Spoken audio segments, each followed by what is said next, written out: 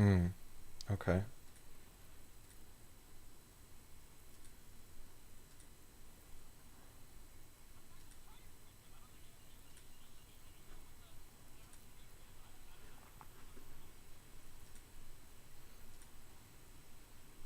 Sam, I love you, man, and we're gonna make this right in the future. We're gonna have another conversation.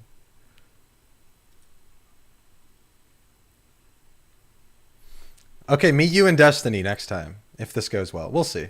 I would like that. Later, man.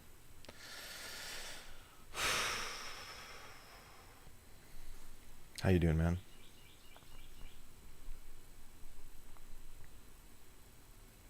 Chilling. That's good. I'm doing pretty well, man. Been busy actually, but it's good to chill and just have a conversation. Oh man, dude, it's crazy. I'm organizing a lot of things. I'm getting this event going to have creators come down to Austin to come to this like space where an event space where a lot of cool creators. I don't want people who are corporate and lame and sellouty and highly political or like in a political group, you know, where it's like they're trying to push an agenda. I you're absolutely invited. Yeah. I mean, I'm ironing out some of the details, but end of June, maybe some live performances, some musical acts, some you don't like that? No, I'm gonna invite. I want to invite like Rusty Cage. I've already messaged him. I don't know if you know who that is, but like different. Here's the thing: like, there's so many people who are, whether they're canceled or they just don't fit into a particular community online. There's a lot of cool people who are not extremists, who are not insane, that I think are alternative to this mainstream, uh, kind of like established community online, and they don't really have a meeting point. And I think I'm going to give one to them. Not me. It's much bigger than me. Maybe I'm helping too. Yeah, that's the plan. Because I see you going to these events and stuff, like in college campuses, and I see people turn out, like young people, you know, like YouTubers that look up to you. And I'm like, huh, this is something's happening here.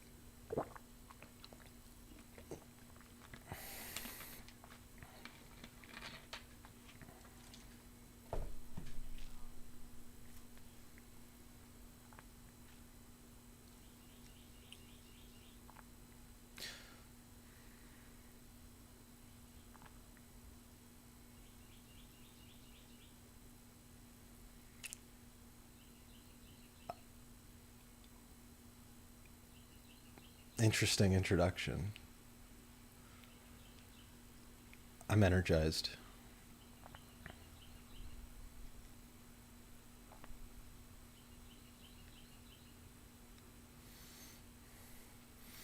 I don't think anybody did their hair here. I mean,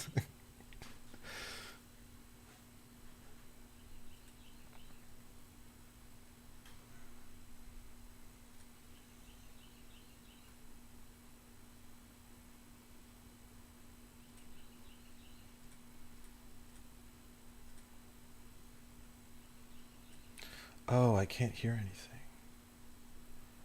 Hold on, guys. I'm fixing the audio. Fuck off. No.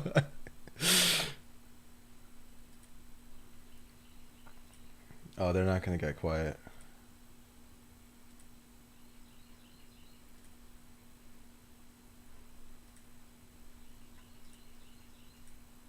Who are you talking to, me?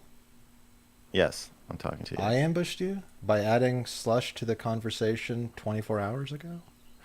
By not asking me. Yeah, I don't fucking notice who you're. Like, I noticed you added him to the. I didn't understand you were adding him to the stream. I was like, oh, I don't understand why you're adding him to Hmm. this chat, but whatever. Um, yeah. Yes, you should. If you're gonna add somebody who fucking hates me to a stream that we're doing, you should ask me Okay. from now on. If that wasn't clear or obvious to you, that It, is what you should do. okay. Do you hate him? Do I hate Slush? I don't want to stream with him. I don't hate him. I don't like him. Okay. I mean, like, and like personally, he's like the thing is, if you and I are ever having like lunch and we're not streaming, and then you're like you bring Slush, like that's fine. Okay, I Mm. don't have a personal problem with Slush. I have a professional problem with Slush. And Okay. so if we're in work land, then like yeah, I don't want to work with Slush.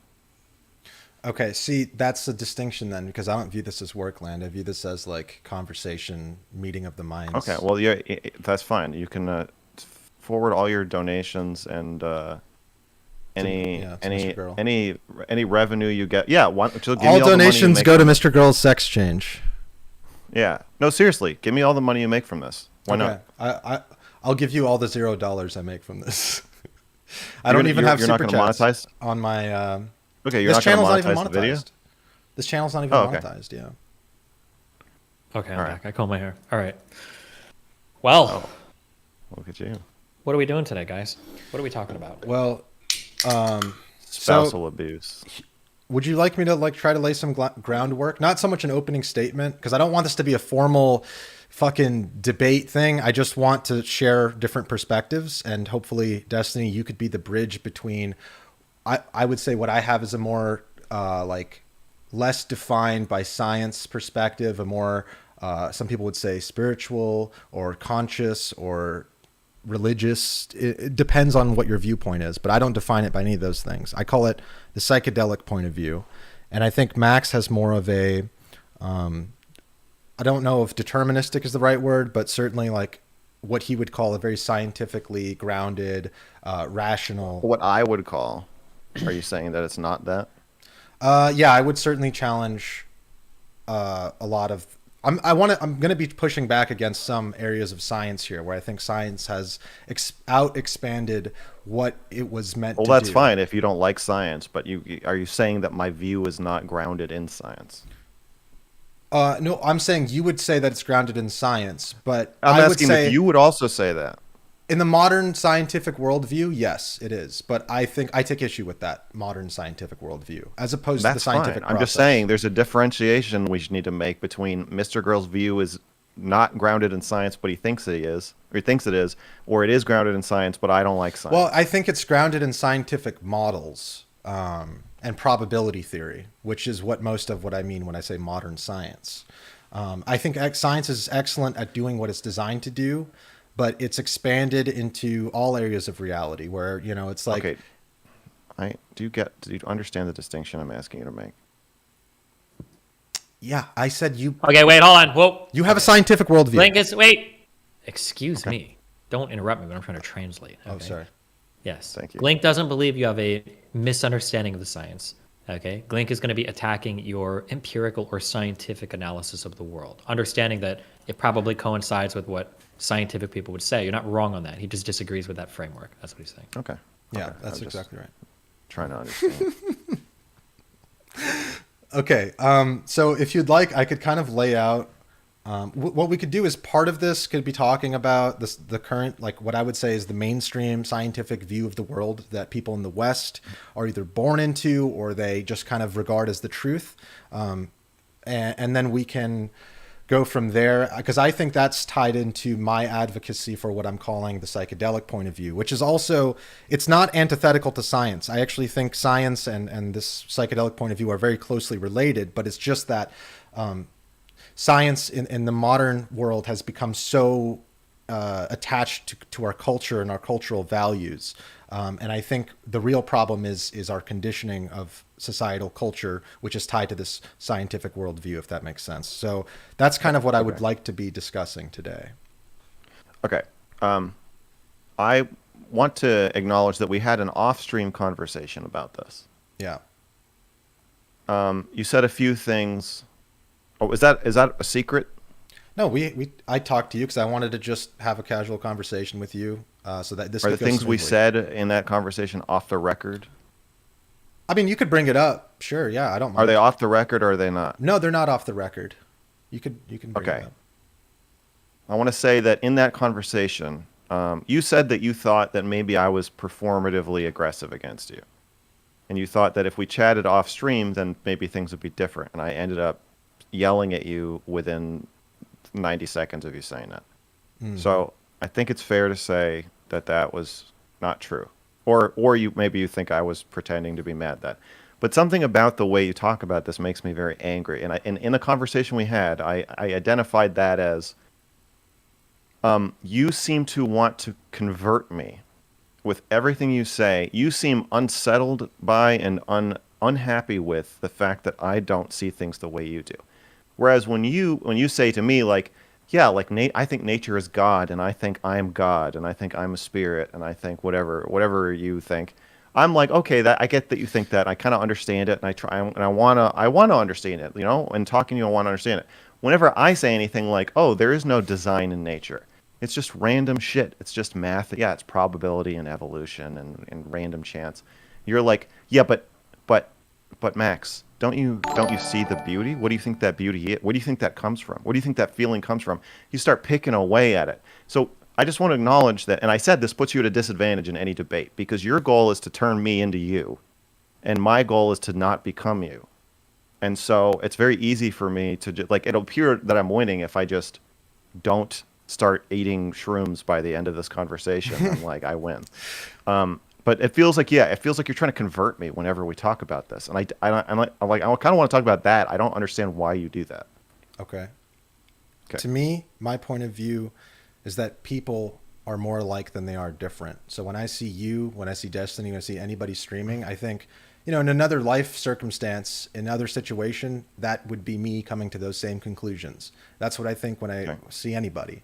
So what you call trying to convert you is maybe more, from my perspective, viewed as I'm trying to see where we are alike and what we can build off of the experiences we share and the feelings we share. Okay, but build in what direction? It feels like you want to build towards you. I do. I want to build towards Okay. an appreciation of reality. Right, in your version of reality. Again, like you're not okay with even defining us as having different definitions of reality. You're like you sort of get it, Max. And if we talk, you'll fully get it. Well, yeah, I believe that inherent in every human is the ability to appreciate life. Wait, real quick. Glink, do you understand what his problem is right now? That he feels I'm trying to convert him to my viewpoint. Yeah, but why? Why does that feel like a problem? Because when you're talking to me, you're not trying to convince me of anything. But when I'm talking to you, it feels like I'm trying to convince you to see things my way. Kind of. So, well, the hard is he feels like there's a lack of mutual respect here. So, like, let's say that a Christian says to an atheist, "I believe in God," and the atheist is like, "Okay, cool," and the atheist is like, "I don't believe in God," and the Christian's like, "Okay, you're a fucking piece of shit." He's saying that that's like the exchange that feels like it's going on here. That he's okay with your life view and he has his life view, but it feels like to him you're not okay with his life view, and you're like you have like a lack of acceptance there. Okay, That's kind of the problem he's illustrating right now. Max, is that an accurate assessment of how you feel about? Absolutely. I think there's a lot of condescension, and you're like, I can imagine myself ending up being a soulless, heartless moron like you, and I have a lot of compassion for that. And so I want to try to help you by getting you to see that while your worldview may overlap with mine, because it's like a tiny little freckle on the gigantic like butt cheek of how fucking enlightened I am, I want to expand it so that you get the whole thing. Okay. Okay. The language I've used has never been one of "I'm better than you." I've always acknowledged. Oh, I think you are already using the language of "I'm better than you." So real quick, hold on. contraire. Just trying to make sure we stay connected. He's not saying that you're saying explicitly, "I'm better than you," but there's an implicit connotation when you speak as though like, okay, like I think we both have the capacity to understand that I'm the correct one here. I think that we both have the shared tools necessary so that we can agree that I'm right about my view of the world. That's what it sounds like you're saying. I suppose I have yeah. my work cut out for me here, because the entire Sure. reason I'm having this conversation and the entire reason I'm reaching out to you is to advocate for a different perspective that maybe you don't have. And so as part of Well, that, here's like, oh, let me just one final clarifying question, and then you guys go.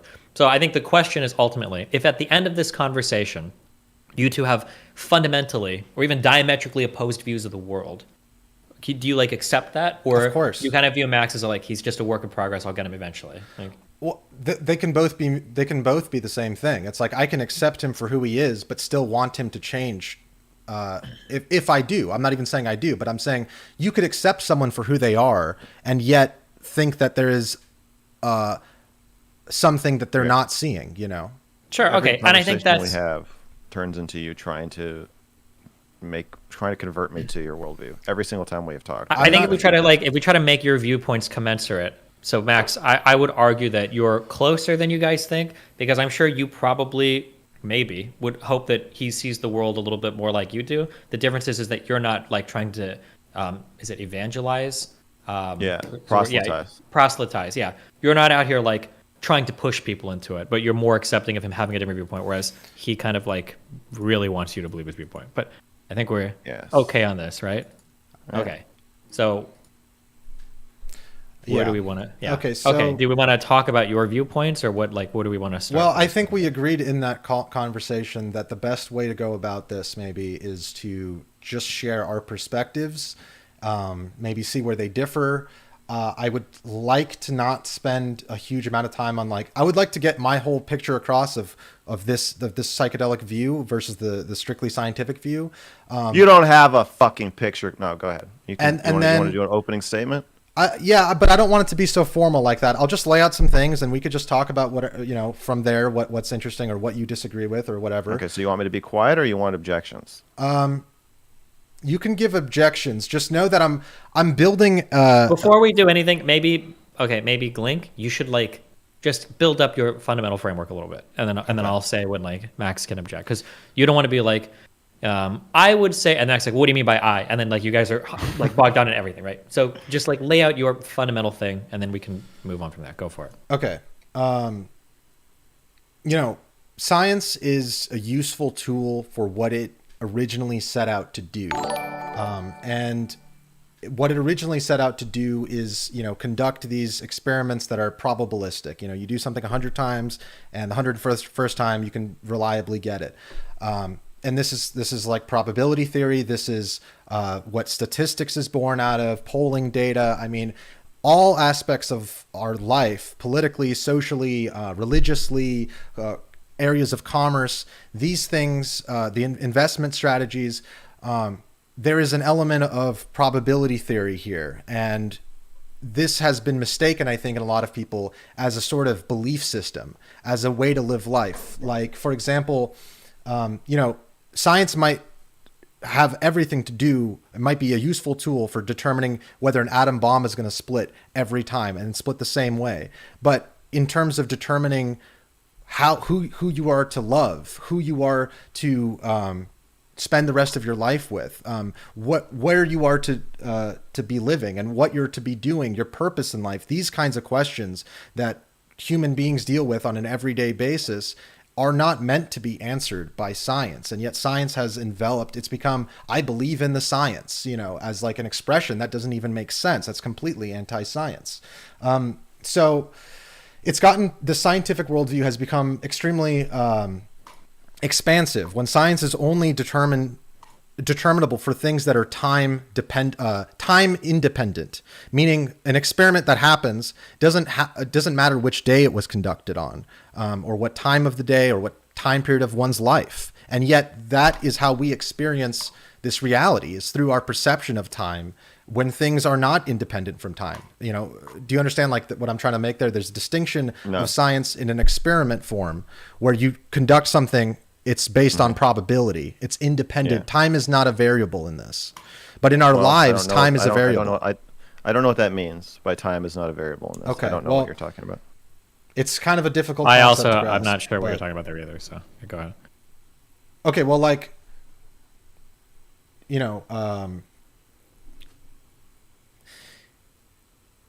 when you conduct an experiment and you determine something and you measure it, you measure the outcome. The outcome has nothing to do with when the experiment was done or what time of the day it was, what day it was at all. It's time. It's a time independent thing. It's just based on probability.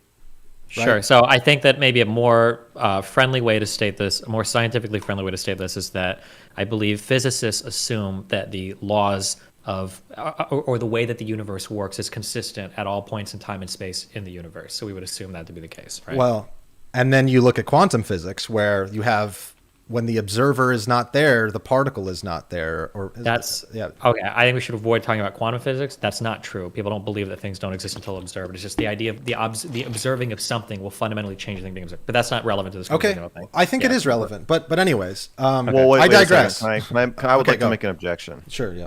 Quantum physics is a field of science, and so you cannot say that the scientific view is limited. And then in your example of why it's limited, give science a scientific theory or fact as an example of something outside science. That is still science. Quantum mechanics is part of science. Okay, well, that's an interesting point actually, because see, this is a difference of what we would consider. Like, okay, here's an example, or related to that. That is it's a stubborn. Sure? Yes, that's a fact that science has stumbled upon, whatever the however you would describe the observer effect in quantum mechanics, is a fact that science has stumbled across. But that fact, what it shows is a limitation of, it shows that there's a limitation to the time independent ways of measuring something. It shows that there are variables that we didn't fully account for, that we don't fully understand. And I think the more we learn, it's the classic idea of the more we learn, the more we know we don't know shit. Like there's a certain hubris, I think, to make a big picture argument for this whole scientific thing. Really what it comes down to is, I think it's hubris for a man with a primate's neural network to think that they can understand reality. They could fully understand reality through scientific models and probabilistics and all these different things. Okay. Well, you can object, but that's my view. Well, I do object. Actually, it's not science that claims to understand everything. It's religion. Religious people and religion they are the ones. You are claiming to know more than. Well, I believe you are, Glink. And okay, you can believe I am, but I object to that. Oh yes. Okay. I believe that science regularly admits that it does not understand everything. That's like the whole point of science, is to say what we understand and what we don't understand. Science, especially like quantum mechanic, like interstellar, like astronomical shit. They're like, most of the universe is like dark matter and dark energy. We don't know what it is or how to interact with it. Science, we don't know why gravity happens. Like, science regularly admits its limitations. I don't think that's true to say it's hubris to think that science is.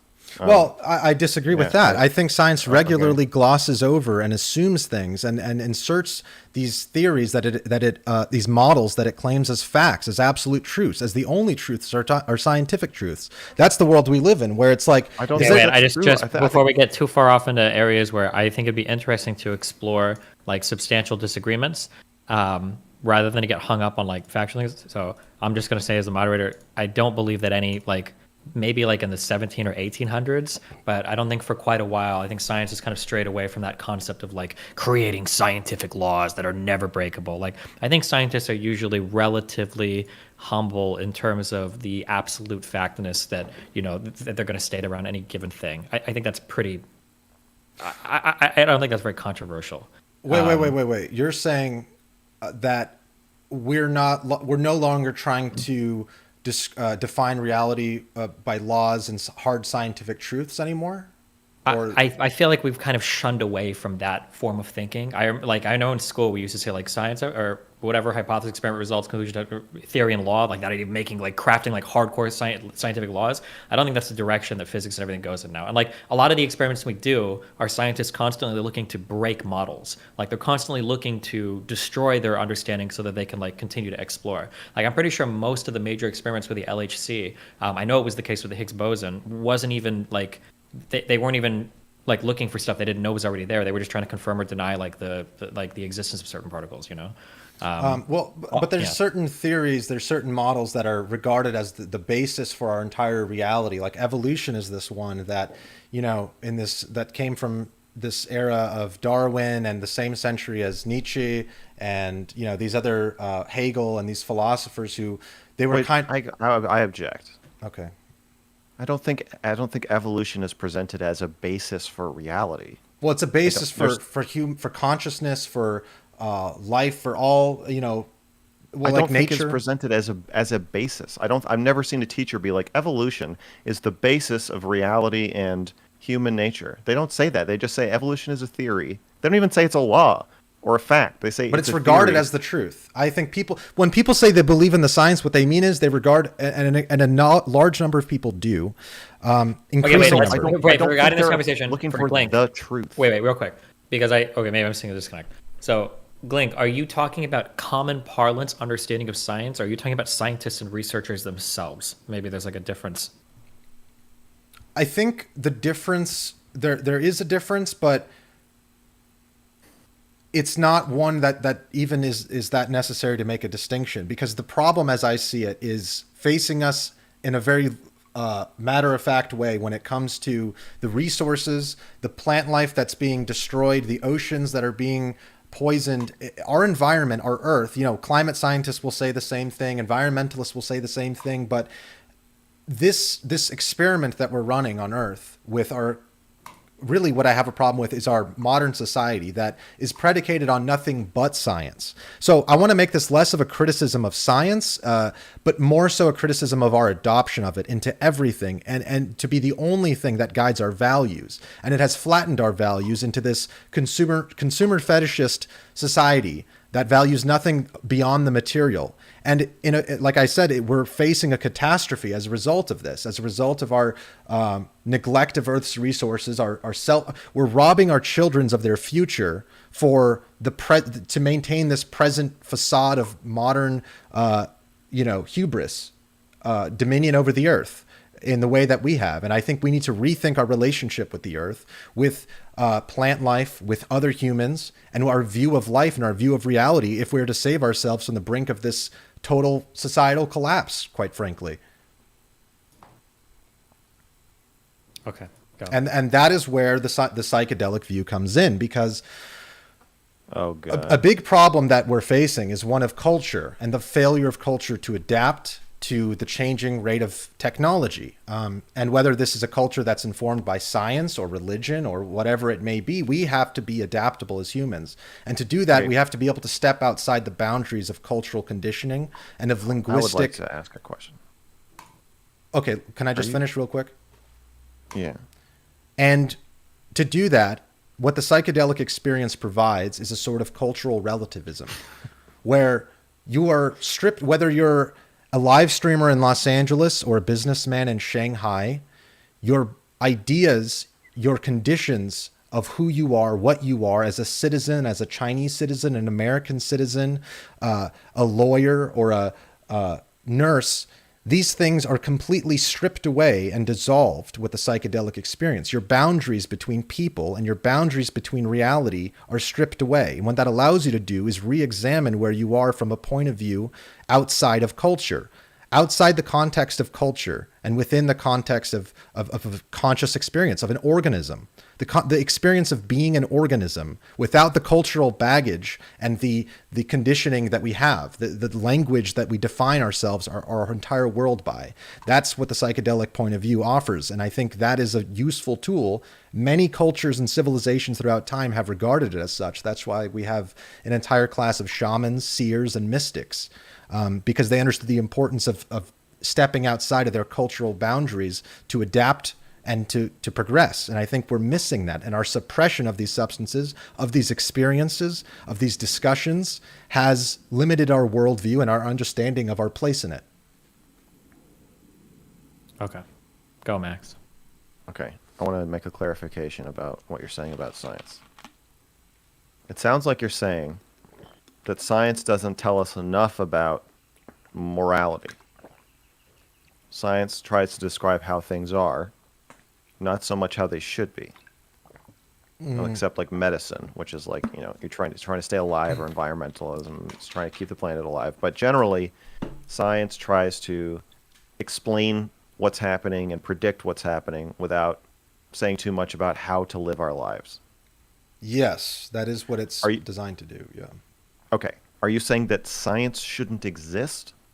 No, not Are at you all. saying that? Or wait, or okay? Are you saying that science should include like, if I look up like what happens when two cars crash into each other at 60 miles per hour, how much like G-force does that create on the driver of of car A? Are you saying that it should also say in the answer to this physics equation, but that would be bad because you would also die, and that's wrong, and you should No, buckle your no. seatbelt and not drive drunk? Okay, so what is your problem with science? So it sounds like you don't actually have a problem with science. It sounds more like you're saying you have a problem with our relationship with science.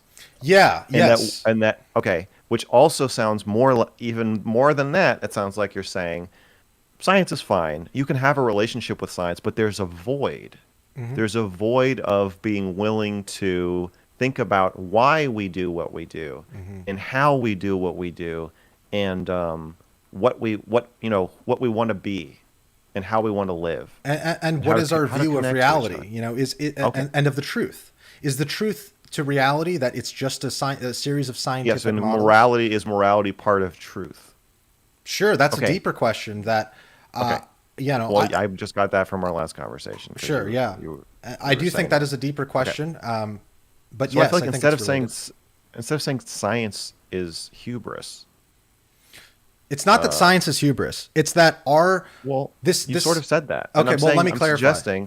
I'm suggesting a clarification for you, if Thank you you. like. Yes, please. My suggestion is that it sounds more like you're saying that there's a void of a system of morality, of understanding that maybe we're more than just animals, and that could bring connection and community to people, other than science, which I would call religion. It sounds like you're religious, and you think that we should be religious. It sounds like you're incapable of perceiving of any type of relationship to reality outside of a hard science-based point of view or a Wait, let me delusional religious point of redefine view. what Max is saying. So Max, maybe instead of saying that he's religious, can I get you to spiritual? What if we use that Yeah. word? We need some aspect of spirituality psych- instead of just.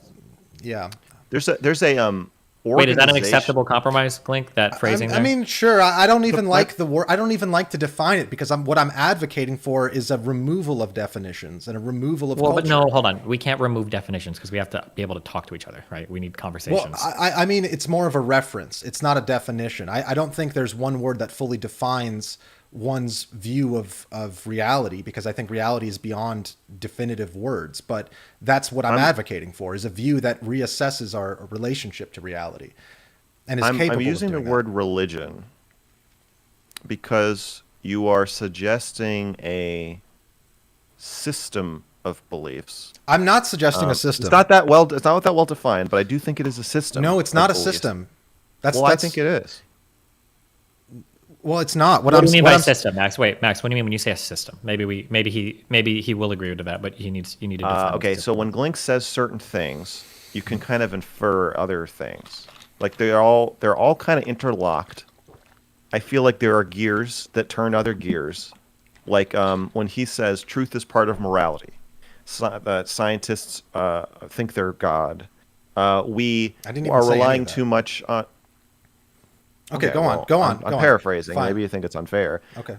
We're relying too much on these things. We need to then take the psilocybin in order to see the real reality, see beyond the bounds. This will then allow. But people have been doing. There's an allusion to tradition. People have been doing this for thousands of years. Shamans and truth seers, and this allows us to do this, which allows us to do this. It feels like an interlocking set of ideas, basically saying you need to take psilocybin in order to see more of reality, in order to connect to other people. And if we rely only on secular thought, then there will be an apocalypse, which is another very religious. There is an thing to say. apocalypse unfolding right now, every single day. Yes, that's what religious people say every single day. Okay, and they're right. So, okay, that's fine. So I'm just saying, while there may not be a name of your religion, or I think there probably is, but There may not be a non-derogatory name of your religion. And I still think that it's you're presenting it systemically as a series of interlocking ideas and as a way to live. So that's why I'm calling it a It's a religion. series of interlocking ideas only insofar as it's an acknowledgement that all ideas are connected, that all things, all life, all of this reality is in some way connected in a way that we cannot fully understand. And it's not so much a system as it is, like I said, it's changing the relationship between this I think what I'm calling hubris is the idea that we can not only understand our reality completely with our primitive or primate neural networks, which, by the way, is the most densely complicated physical thing we've ever observed, is the human brain, as far as I'm aware. That's what I've heard. But anyways, the point is that the hubris is in that thinking with our limited biological capacities, we could fully understand the universe, and that we are to have dominion over this earth. We have this dominant relationship with nature, with countries, with people. Wait, real quick, can I just ask in terms of this, who actually makes that claim that we can fully understand? When you say people are saying that, who's saying that? Well, that is where science has expanded to. It's expanded to all areas of reality because it's as an idea, as a belief system, as a belief system, supposes that man can understand reality. I don't think that's true. I think science. That's the goal of science, modern day science. That's like saying that the goal of astronomy is to visit every planet in the universe. That's not possible, and that's not true. We just want to go to the moon and maybe Mars, and maybe one day we'll get out to Uranus. But well, that's okay, but that's all related to what I'm saying, which is we. Well, no, let me. I would like you to respond to this. Okay. Astronomy is not the goal. The goal of astronomy is not conquest of the entire universe. Right? It's just to explore and see what happens, see where we go, see what we find. Mm-hmm. And as we've found more things, this scientific process that has been unfolding now for 200, 300 years, we define things, we categorize things, we create cultural boundaries and definitions. All agreed, all very agreeable statements. The thing is the social contract that we're all born into, which is you're born as an subject. It's not changing the subject. I'm telling you the ways in which science bleeds into this defining the world around us bleeds into our day to day. But that's not what we're talking about. It can be. There is an assumption at the base of this. But that's not what we were just talking about. Okay. That we can understand everything. I don't think I've never heard anybody make that assumption. That's not what I learned in my science classes. What I learned was we try to understand what we can. We see if it works for us. Penicillin, you take it, you get better. Okay, so we'll put a pin in that. Let's do that.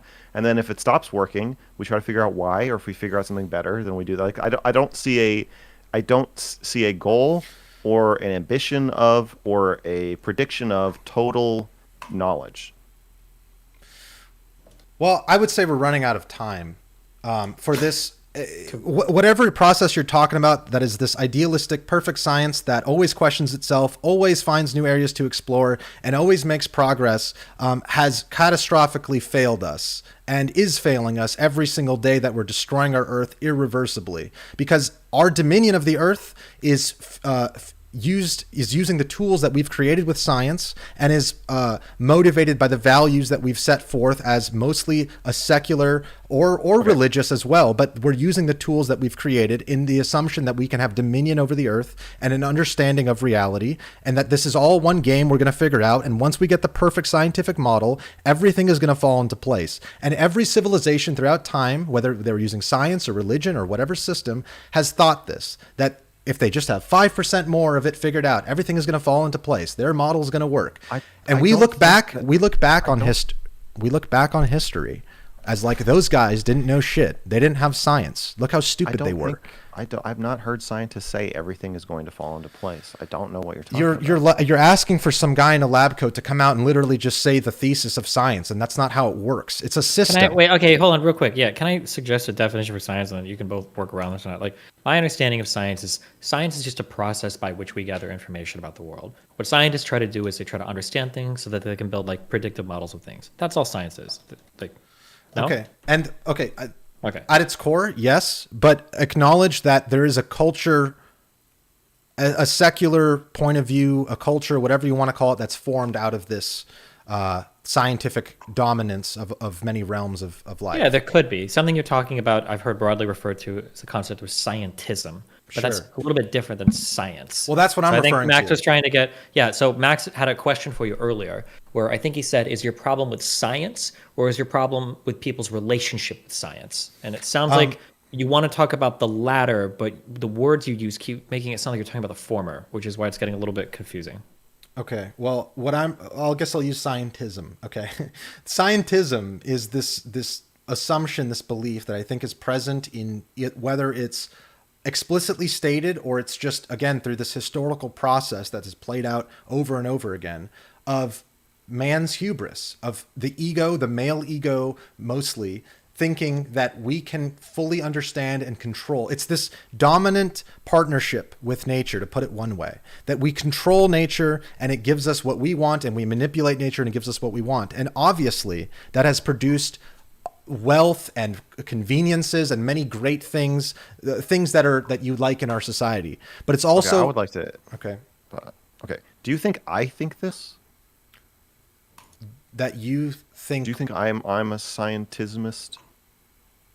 I don't know. You seem to, parts of what you say seem to be, I think so, but that's for you to answer. I mean, are you? Well, I don't think we have it all figured out, and I don't think we will. I don't think we're going to have it all figured out. I don't think anything's going to fall into place. I don't Okay, think let me ask anything you even this. can fall into place. In fact, if I would say, you are the one who wants to have dominion over nature, I think humans are animals. This was our first argument. Was I said humans are apes, humans are primates, just like any other primate. Like Okay. we are smarter, but that was partly because the ones in between us and chimps are all dead, possibly because we killed them, or maybe they died, or we absorbed them, or whatever. But Okay. we just happen to be the smartest animal, but that doesn't make us not an animal. You're the one who says that we are communing with spirits and in touch with. See, I don't greater. like when you're just saying you're the one who says this, and then you say something. Well, I'm that's saying that not I what I'm don't see saying. how you say my view is hubris. I'm when not I saying think it's your we're just- view. I'm saying I think there we're is just this world dirty, view. filthy apes, and you Okay. think that we're enlightened beings. All right, then let me meet you there, because I think that is a maybe more interesting place to take this conversation, anyways. So here's Oh, I just also want to clarify: are you arguing against a straw man of things that somebody would say? But you're saying you're admitting nobody says these things, but you're saying if they were going to say them, this is what they would say, and it's fucking stupid. Or are you arguing with me because I haven't said those things? okay. I'm like, if you arguing wanna- against a worldview that seems to be but not mine. tied. Well, I think he's saying because of the arguments you make or the position you take on things, it seems to be the case you buy into these worldviews. This is what Glink feels, probably. He just Well, I would doesn't like like you to- explicitly endorse them. I guess I want to know: are Stephen and I helping you kind of work through your beliefs here, or are you actually arguing with me? I'm making a case for the psychedelic point of view, and if you don't agree with this scientism point of view, that's fine. But my point is that point of view has driven our culture and our modern society to the brink of extinction, and that is a fact. If anything is a fact, I mean, science is the. That's not a fact. Okay, well then we're just going to be going. Okay, We are not on the brink of extinction. okay. Well, we could argue about that, but I Okay. would say There's more I- humans today than ever. right, and it's pretty clear that this is extremely unsustainable. That this is not only robbing our future for our children, but for potentially most of life on Earth if we continue the rate of resource depletion and rainforest Yeah, deforestation. I'm pretty sure humans will be one of the last out the door, though. If every creature on the planet dies, I think we will find a way to make sure we're one of the few remaining. What makes you think that? We could just easily be wiped out like any other animal. I thought we're just all animals. Oh, because we have the technology to live on the fucking moon if we want. We can live in outer space. We don't. Okay. We like, yes, we rely on other animals and life, and eventually we will also die. Like, I'm sure plants will outlast us, but I'm just saying. Okay. I don't think of humans as being on the brink of extinction. That Fine. just seems a little extreme. Well, here's another point that I think is interesting is I actually, maybe this is this is where we disagree, is because humans are obviously very different from all other species on this planet, not only in our intellectual capacity, but in our, well, what drives us. I mean, humans are driven by a novelty, by a seeking out of experiences. Animals, all species on Earth, are perfectly happy doing the mundane, hunting and gathering, cats. hunting and Not cats. Cats are curious. Cats are interesting, but you Okay. know, a human will Monkeys, always I seek think, are out. pretty curious too. I think would you let a monkey loose in your apartment for 24 hours without you there?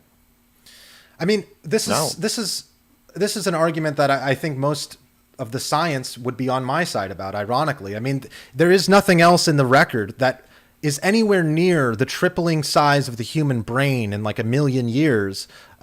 That is Sure, unheard but we're of. talking about, I thought we were just talking about animal behavior. If you look at even an ant, it's Well, like, I'm saying you know, I'm saying the ways in which we're it's radically lit- different. You can see those antennas feeling around. I think that's doing the same thing that we're doing. We're just clearly better at it. we're maladapted for our environment. You know, we're not even fit to be, you know, human babies when they're born have to be cared for a lot of their life, and most animals, the vast majority of them, just a day or two out of the womb or the egg or the whatever, Yeah, are that's perfectly a trade-off with brain size. yeah. And there's just Yeah. many things anatomically, culturally. I mean, look at our relationship with the earth and how it is unlike any other animals on this planet. Our understanding of ourselves, our ability to have self-awareness. These are things, our art, our poetry, our music. I mean, let's give humanity the credit it deserves for being a unique organism on this I don't think it's that this unique. planet. Well, just we've don't never agree. encountered anything even remotely like it. There's cave paintings from other species. You've heard a fucking bird sing. Like, there are things like it. That's not true. Birds sing for many of the same reasons we sing. To get laid. This is all about fucking. See, Glink. this is You know interesting that? because this is the This one. whole thing's about fucking. This is so interesting to me because now Yeah. the tables have turned. You're trying to tell me all the ways that we're alike, only in regards to this one specific view of us being animals, and yet I'm pointing out the differences. But before, it's like when I'm pointing out the ways that people are like, you know, without culture and without these kinds of these barriers, you know, you take issue with Umbrage. that. Yeah. Okay. I mean, Destiny, what do you think? Because This got derailed when I think this is described your pretty view. settled that humans are unlike any other species on this planet, and it's a complete mystery as to how we emerged. So fucking spiders Yeah. are unlike any other species. It's like you can take any They're not. species and say they're un. I think that so here Are Glink, spiders hold on. creating the Mona Lisa? I don't I fucking gotta think so. ask. Hold on, I gotta ask Glink. How Can old are you spin a web 27. other than the web you're spinning in this conversation? Okay, it sounds like Glink. It sounds like this is gonna sound really condescending. I can't. don't mean to sound this way. Okay, I love you. Okay, but it sounds like you've discovered like a bunch of cool, unique facts about humans, and then it sounds like you've got some problems with things related to how humans live their life today, especially in regards to like environmentalism, but probably other things too. And then we're trying to find a way to weave this all neatly into one single descriptive / prescriptive theory that can like explain everything that's wrong and then tell us exactly what we need to do. Wrong. I You don't have sure? a prescriptive theory as to what everything we should do. The I thought only that was thing, the psychedelic theory. I well, thought that's what you were... it's not the psychedelic theory. It's a point of view that I'm advocating for, and the point of view that is divorced from culture. That Well, culture but is advocation what's for limiting something us. is a prescription, right? You're advocating saying that we ought to believe in a thing, hopefully because it'll cause a change in our actions, right? That's the whole point of advocating for the psych. I imagine because you think if we all believed it, we would be less environmentally destructive, et cetera, right? It's not about believing so much as it is about undoing the cultural conditioning which limits the cultural and linguistic operating system and exposing it for what it is, which is just a bunch of hacked together rules that we've made based on a series of economic motives and propaganda. And we are not operating in any way that's examining ourselves and our culture at a level. Here's an example, right? A very individual example, but I think this could speak to a wide level. With psilocybin, for example, there's clinical trials, clinical studies showing that it it helps people quit smoking, helps people quit nicotine.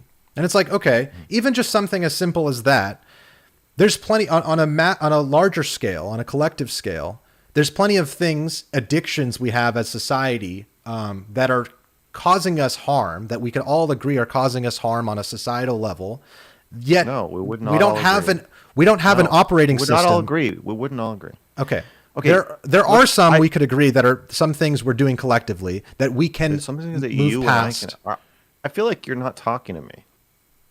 Okay. Well, I don't feel like we're because connected. Destiny is asking me for to clarify a point of view, and you and me are having a one-on-one conversation about this point of view of humans as animals. So that's why maybe it doesn't feel like I'm talking to you. What? No, I have felt that you're not talking to me. Okay. Why? 'Cause I think the straw man thing, when you say things like, we can all agree that there's addictions, it's like you haven't asked me. You're not, like, you don't know if I think that. You don't know Okay. what addictions Do you we agree think? on. What addictions. Okay, then let me ask. Okay, fine. So, Like, are we, I guess, okay, here, to go back to the beginning. okay. When let's start over. When you were saying that you want me to think more like you, and I was saying you're trying to convert me. To me, these two things are opposites. So you can ask somebody about their beliefs, or you can try to change their beliefs, but you can't really do both at the same time. So are you trying to pitch me on your belief system, or Yes. are you? I mean, okay, It's so not a you're belief system, but I don't call it a belief system because I don't have a belief's system. non-system. A belief smattering. It's a cultural relativism, a systemic relativism, a re-examining of Okay. systems and culture that keep Okay. us limited. And the only way to do So that, you are the only way to do that is to step outside the boundaries of them. Okay. So you're going to explain this to me, and what is my role in this conversation as you're explaining this to me? Well, your role is what is your, do you have an opposition to stepping outside of our cultural conditioning in order to reassess Here's- our view? I don't Okay, agree wait, with the wait. premise. Here's something that I think that would be interesting. Okay, so when you're arguing for different theoretical frameworks, okay, Glink, do you have a real name? Greg. Greg. Okay, Greg. Greg, that feels Can good. you give us Feels really take a good. problem that exists and say this problem seems intractable, almost unsolvable, given our current framework. But if you look at it through my point of view, look, now we have solutions for this problem. Can you give an example of something like that? And then Max can be forced to either defend his more traditional loony scientific viewpoint or embrace your new hip and sexy psychedelic viewpoint. Can you give me an intractable problem with our current viewpoint that is more easily addressed with your viewpoint? And then we can talk about that. Let's get Greg pilled. Okay. Well, that's kind of what I was trying to say earlier, but I hope this will be sufficient to bring up now. And maybe this is where you could come in, Destiny, because I think you might know about this in more specific detail ways. But there are environmental disasters unfolding. And not just, I don't mean just environments like, oh, the Amazon rainforest is being depleted and that sucks for the locals that live there or whatever. I mean, on the scale of agriculture, of resources, of energy, we are reaching the end point of a certain type of society, of this modernity. That's the first premise. And I think there's a lot of different ways you can support that or you can prove that. Okay, I don't agree with that. Mr. Girl doesn't agree with that. Okay. So what do you, I mean, Destiny, do you see the point? We have to get a little bit more specific. So the problem is that we've got so we're starting off on a bad point because it's a very vague analysis. Society is about to end, right? I'm pretty sure that people thought that Jesus was going to be back, by the year like 100 CE, so like the world's been ending for a long time apparently, but we're still here, right? So I don't know. We don't have a definitive timeline when the end of the world is. And then two, if I personally were to look at the major issues facing the world right now, like it seems like science can offer us some alternative to get out of these things. So like when I think of environmental issues, for instance, our path forward, we usually think of like green energy, which are scientific revolutions, not psychedelic ones. So Actually, I think be careful on giving science more credit than it deserves, because I don't think science and psychedelics are opposites. I actually think they're very closely related. But this is where it gets into the scientism route, where it's like, well, this belief system of science is what's given us everything. It's like, no, maybe the process of it, but the ideas are what really drive culture and society and innovation. Yeah, so that's kind of what I was asking. So, like, give me a problem and then tell me your novel solution that the psychedelic model would predict that wouldn't be accounted for in our scientific model. Okay, that's a good question, and I can think of some examples of that. Just one. We can talk around one thing, and then that can be the conduit through which we have this conversation. Okay, give me a second here. It's just Yeah, sex. no problem. You're gonna say something about sex. You have to. No, he won't. Oh yeah, he's going to. He's not. He has. I to. think there's a problem of sustainability. I hope that's not too general for you, but there's a problem of sustainability. Wait, it that's is too not general. When you say sustainability, like the sustainability of the audience's interest in this conversation, or do you mean like sustainability of like resources on the planet? Sustainability of resources on the planet, of living the as lavishly as we do, with as little regard for our food sources, our impact on the environment, and our any other societal ills, socially or politically, that are keeping us from living, I would say, in harmony with nature. Sure. So then my question, so here's what I want you to do, and then Max can tackle your answer. So tell me how, through scientism, how we describe this problem and attempt to fix it. And then tell me through the psychedelic worldview how we would describe this problem and then attempt to fix it. Because you're arguing for the latter model while showing the insufficiencies of the former model. That's what I want to hear, Jaco. So from the scientism point of view, there is nothing ethereal or meaningful or really more to life other than what can be measured and determined. And humans are capable, through scientific tools and their models, are able to explain and fully define the universe and the planet and our relationship to each other with people. This is what psychology is trying to do. This is what biology, every field of science is defining and determining aspects of reality. And so someone who's on the scientism side would say, if we just keep going with this, we're going to figure it all out, and or we're going to figure out enough at least to keep us going. We're going to go to Mars and we're going to colonize Mars. We're going to make it, guys. Don't worry. Like that's the point of view. Wait, you don't think we're going to make it to Mars? No, he's talking about how some people are like, planet Earth is fucked. We need to get to Mars as soon as possible because we've ruined this planet. We need to hop on the next right. planet. That's such a common, belief. It's like, well, guys, Elon's going to save us, or whatever. So like that's kind of where I would put the scientism view.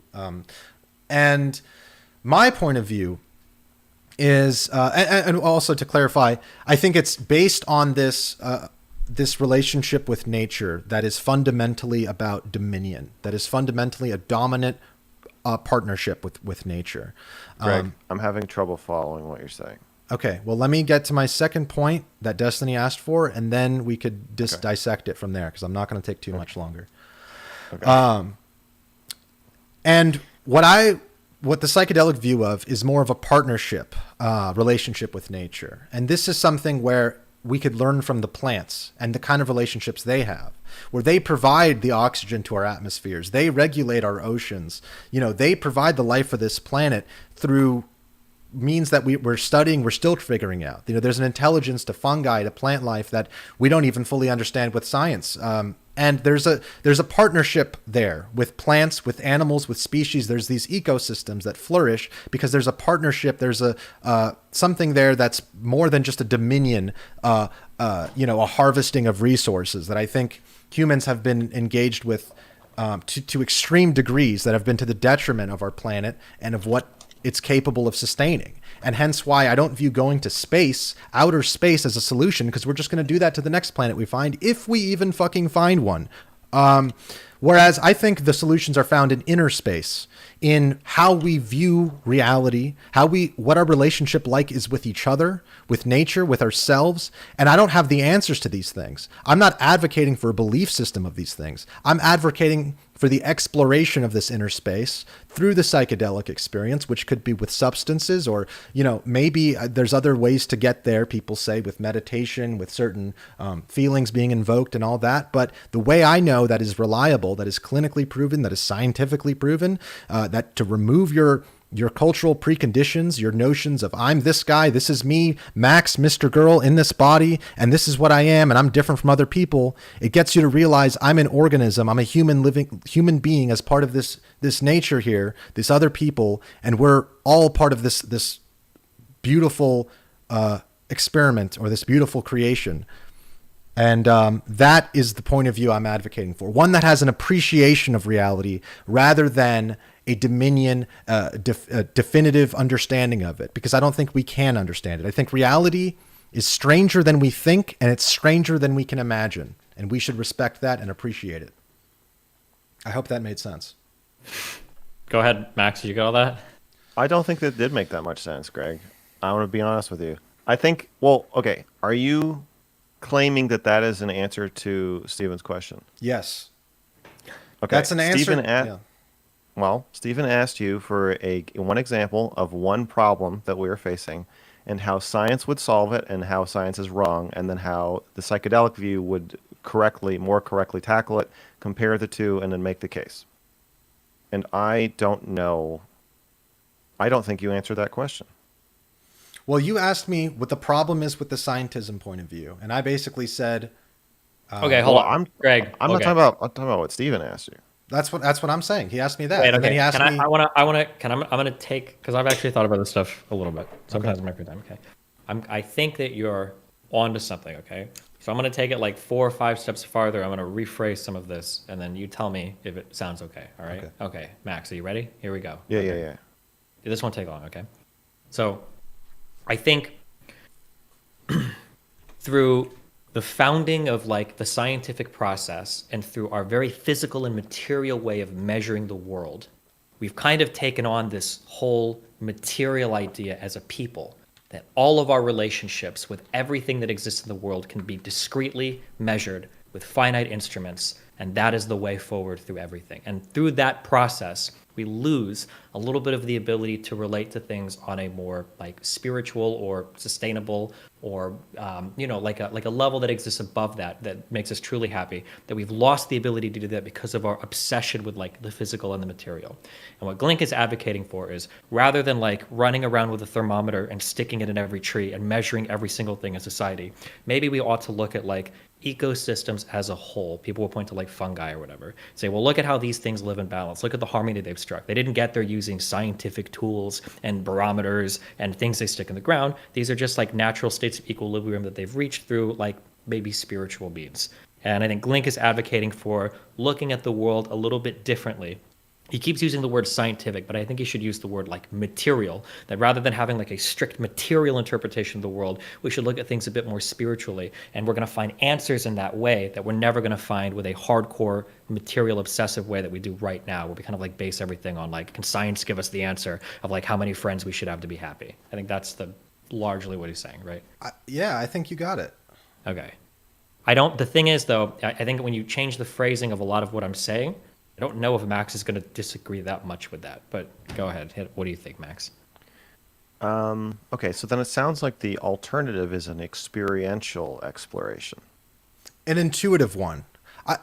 This is another important distinction. I'm saying experiential for a reason, because I'm saying we're not talking about using secondary instruments beyond our brains. You're talking about using our brains.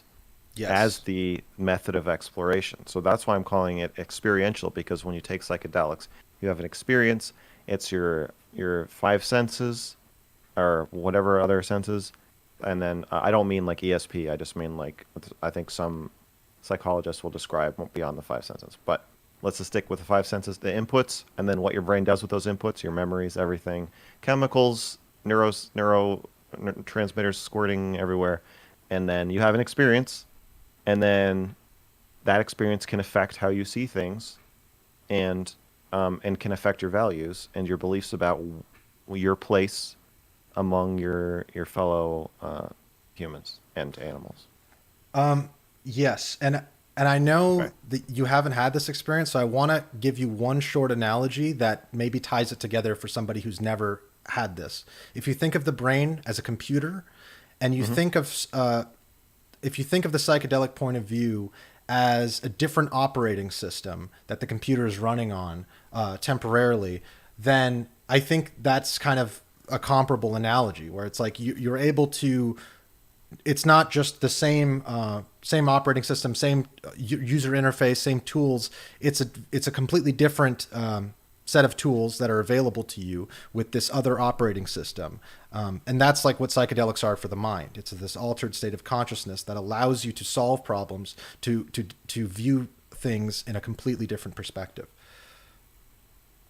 I get that as an analogy, but I just want to be clear that I believe that is an analogy. I don't think that is literally happening. I think that's a fine analogy for what the experience is probably like. But yes, I've never taken psychedelics, but I don't think I need to take psychedelics in order to disagree with you about what is literally happening when you take them, because I don't think taking them really makes you learn more about the science of taking them. But the experience, it's from what I've heard, it sounds, I mean, and I just have to believe you. Yeah, it sounds like you're experiencing a total rewiring of your brain. This is something where I think Destiny would be an interesting person to bridge this gap, because this is something we've run into before where it kind of comes down to like, well, what is the truth? Like, what is reality experienced, and is that what reality is constituted by, the experience, or is it just constituted by these scientific facts or these models, these measurements that we make? And I think ultimately, like, this philosophically or whatever comes down to what is the truth. And from my point of view, it's reality is an experience. It's a journey through this unknown. And maybe, I don't know, from your point of view, I'm not exactly sure how you view it, but that's how I would summarize it. I mean, I don't know. Will anybody disagree with that, though? Does anybody disagree that like reality is experiential to some extent? No, it has to be. Otherwise, I mean, Well, it's like, if anything is real, it's this conscious experience. That's the I only think thing we could be therefore sure I of. am. Right. Yeah, but like, does anybody As they disagree with say. that? Right? I don't know if anybody. Well, in other words, I view that as also the truth. As like, if anything is real, it's that. And if anything Yeah, can be yeah, I relied know, but I'm upon. going to ask for the third time. Like, does anybody disagree with that? Well, me and Max have run into problems, I think, with that. I don't know if you disagree with that now, Max. Do you? Well, but like, hold on. I don't know if you and him have run into problems because he disagrees, or if just the phrasing that you use like seems to, you say things that could branch off 50 million different ways. Like, you'll say something like science is leading us to destroy the environment, when what it really sounds like is you're saying like our relationship with like sustainability and consumerism is destroying the environment. The former is hard to agree with. The latter, I think everybody would agree with. Like, we have a really unhealthy attachment to the way we live our lives, and sometimes we do it in unsustainable ways. I don't think that's almost like Well, factual, right?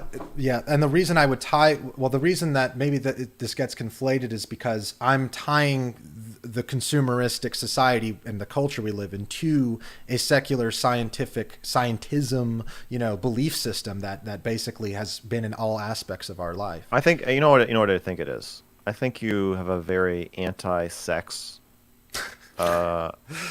view that I feel based on our previous conversations.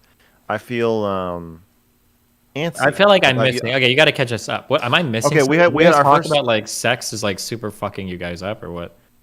We had a It's fucking debate me up. about whether we had a debate called porn is you crashed it for a while, but it's called, is porn the most harmful drug? Okay. Yeah. And so we've had a couple. I think we've had two Do porn one of you debates. think that it is, Glink? Do you think porn is the most harmful drug?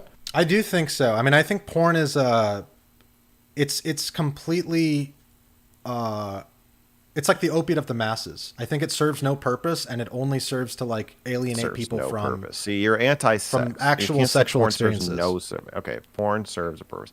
So Greg has said that porn it's is a drug, and that psilocybin is not a drug. Greg has said that if you do too much psilocybin, if you need to do some psilocybin to connect to other people, if you do too much, you could turn gay.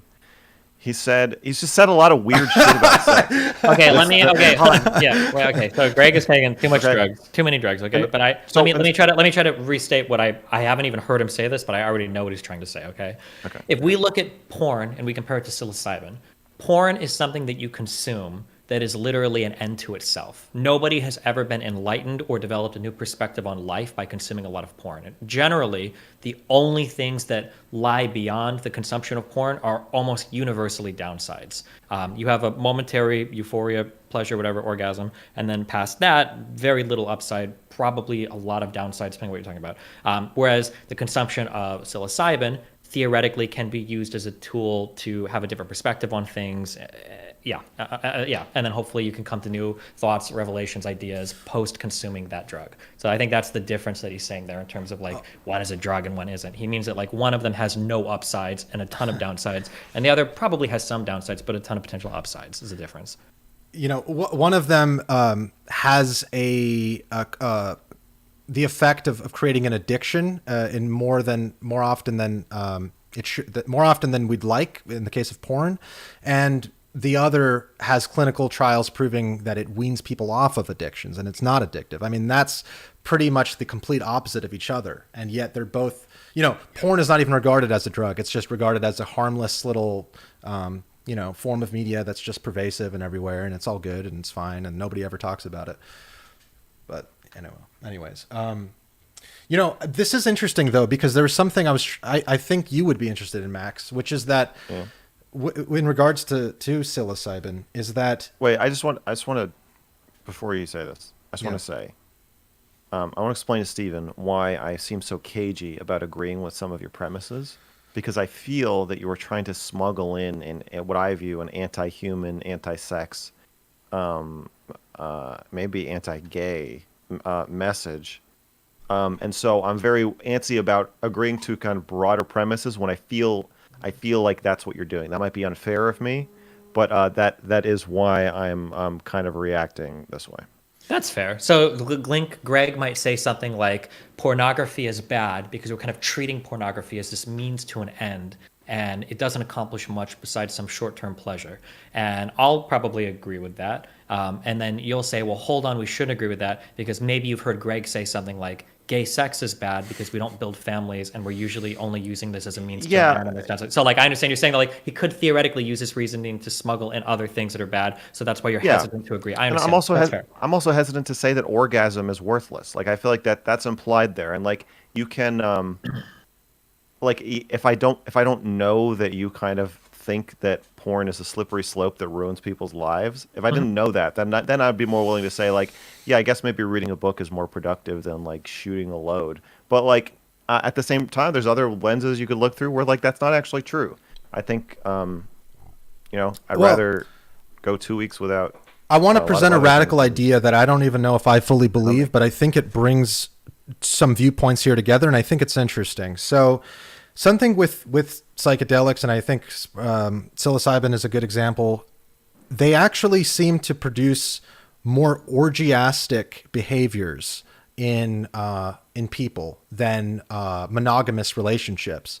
And this is something that... I watched that clip you sent me. Yeah, this is something that McKenna, who, by the way, like most of what I say, I listen to Terrence McKenna all the time. I don't know if you guys know who he is, but he's great. He's like a scientist who ventured into the psychedelic realm and then wanted to disprove it, but ended up kind of interpreting things in a different way. But there is something interesting about this theory that the way humans evolved was through the use of these mushrooms and similar substances, and that they formed this, not instead of a monogamous hierarchical structure of relationships, an orgiastic one. And why I think that's interesting is because if you're around people that do these things, or you've done them, or you kind of know about the aesthetic of them, there is this openness and this experience of openness with other people that would lend itself. And there's this sexual arousal is also part of the effect it has. And it's like, all right, without getting too specific, are you pro orgy? I'm not pro orgy per se, but I do think I'm not necessarily tied to like a strictly monogamous, nuclear family type situation either.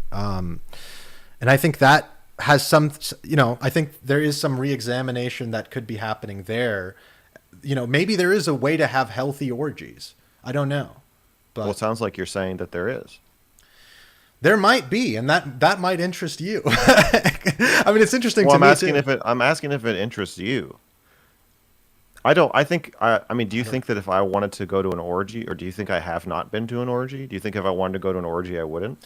Maybe you would, but it's like Okay. I wouldn't So I'm trust. asking- I but would I'm feel asking weird it- around people that I don't know or don't trust. But I feel like if there was a, Well, not if you took psilocybin. well, maybe not if we all took it. Well, I guess what I'm getting at is like, why do the rest of us have to take psilocybin just so you can go to an orgy?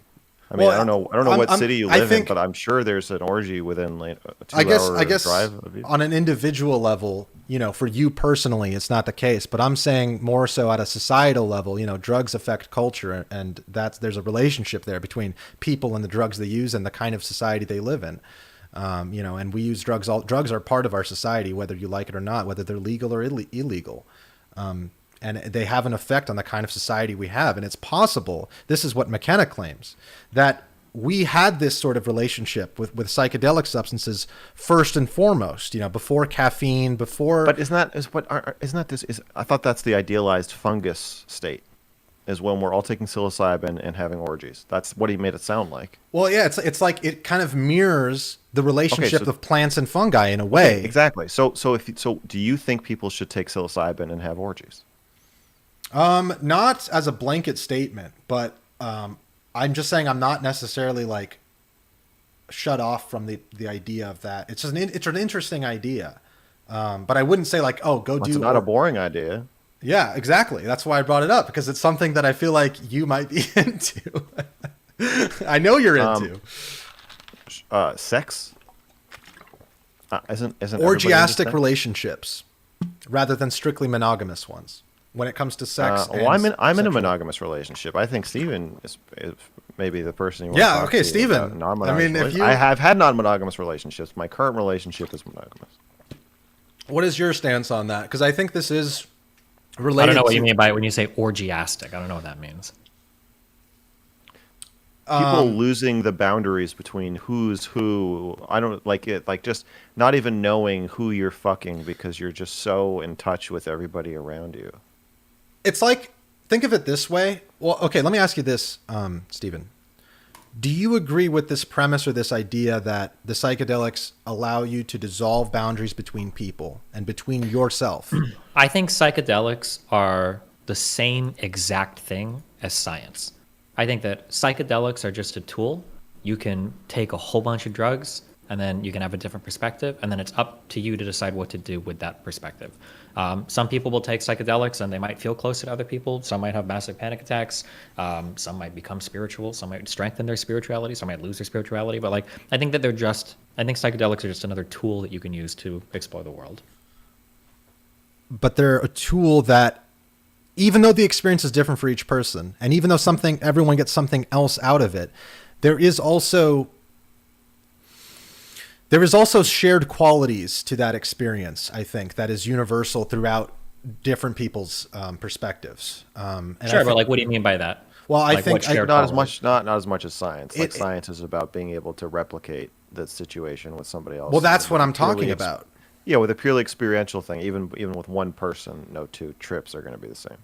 No, but I think there will be a shared experience as far as like your view of reality will be devoid of these conditioned, defined views of like, I am this is me, this is who I am, that is this person, that is Steven over there in that box, and that's just who he is. But it removes this boundary of the separation between self and others. And it ultimately, if you take enough, will dissolve the ego, dissolve the very sense of self. And this is what terrifies people, but it's also what brings people maybe, closer to their idea of God or spirituality, is also because they realize without the self, this conscious experience goes on. It continues. There's life after death. That's what they inform us of. And that's what they are. They're born out of decaying organic matter, dead organic material reformed into some sort of living life form that can inform you on that cycle. That's what they are. I don't agree that there's life after death. It's happening all around you, my friend. Wait, hold on. When Greg says life after death, he means that like life will go on after you die, that the universe doesn't end. And so die. does Oh. so does consciousness. My Well, consciousness? So does We don't know. experience. So does experience. My experience? You don't exist. Will my experience go on after? There is no self. I believe that I do exist. Do you think it's possible that different people might take different things out of trips than you do, though? Greg? Absolutely, absolutely. Yeah, so maybe somebody could have a big trip and still think they exist or whatever, but realize that like But you can there's have like an ego death, and it just like shows you that like, oh wow, like my perspective is more subjective than I thought, or I've never observed myself like that until I did a bunch of drugs, basically. Of course, and your setting and how that experience unfolded has everything to do with that. But there is a universality to this idea, to this experience of ego death, and you know, I mean, there's going to be some universality, but like, there's also a universality to getting incredibly fucking shit-faced drunk, right? There are going to be some common experiences to everybody that's ever had that much alcohol. And alcohol is a suppressant. It dulls your connection to emotions, to other people. I think it dulls your anxiety. I mean, it does. It dulls I don't your know. anxiety. I wouldn't say that alcohol is a suppressant at all. I think alcohol can make you feel some emotions incredibly hardcore. It's a CNS depressant, if you're thinking that, but I don't think that just because it depresses the nervous system doesn't necessarily mean it suppresses emotions. I think some people, I can speak firsthand. I'll just say this more definitively, actually. Alcohol can make somebody very much more in touch with their emotions or more emotional. It doesn't necessarily deaden it. Okay, that's true, but like only in the sense that like you're able, you're what is it? What is it called? The prohibition, the fucking you're less prohibited. What is the word that they use? Inhibited. Yeah, your inhibitions are Inhibitions. lowered. And so somebody who's maybe not as comfortable or used to expressing certain emotions or themselves in certain ways. I mean, this is why it's the liquid courage, obviously. It suppresses your anxiety and it allows you to express yourself. And I think it can be used as a good, I mean, that's why we drink socially, of course. But you know, it's interesting because psychedelics, or at least I know shrooms, are a central nervous system stimulant, and they activate the visual cortex. They improve visual acuity. They have all kinds of different effects that Yeah, well, I would be enhance. careful with some of this. First of all, I'm not sure I don't think shrooms count as a stimulant. I could be wrong on that. They stimulate you, but I don't think it's like a stimulant in the same way like I think they're a amphetamine. central nervous system stimulant. I believe they are. I think they just cause because of the receptors that they hit on. Like that, is it the, I want to say the HTC5, but it's not that. That's a fucking phone. Because of the receptors that they play on, they'll cause more like interconnectivity or whatever relating to, because serotonin. different parts of the brain will communicate that previously Yeah, sure, did in not. ways that they don't normally. Yeah. Yes. But like, yeah, but that's it. Right. Well, that's Oh, not 5-HT2A. It's an antagonist to that receptor. Sorry. Yeah. Yeah. But yeah, I don't think that. What's the point of this? Well, I think we're just exploring our relationship to what we call drugs and acknowledging how they affect us both at an individual level, but more than that, at a deeper level, at a societal big picture level. Are you like, did you just do like, I'm just curious, like when did you kind of start thinking about this more deeply?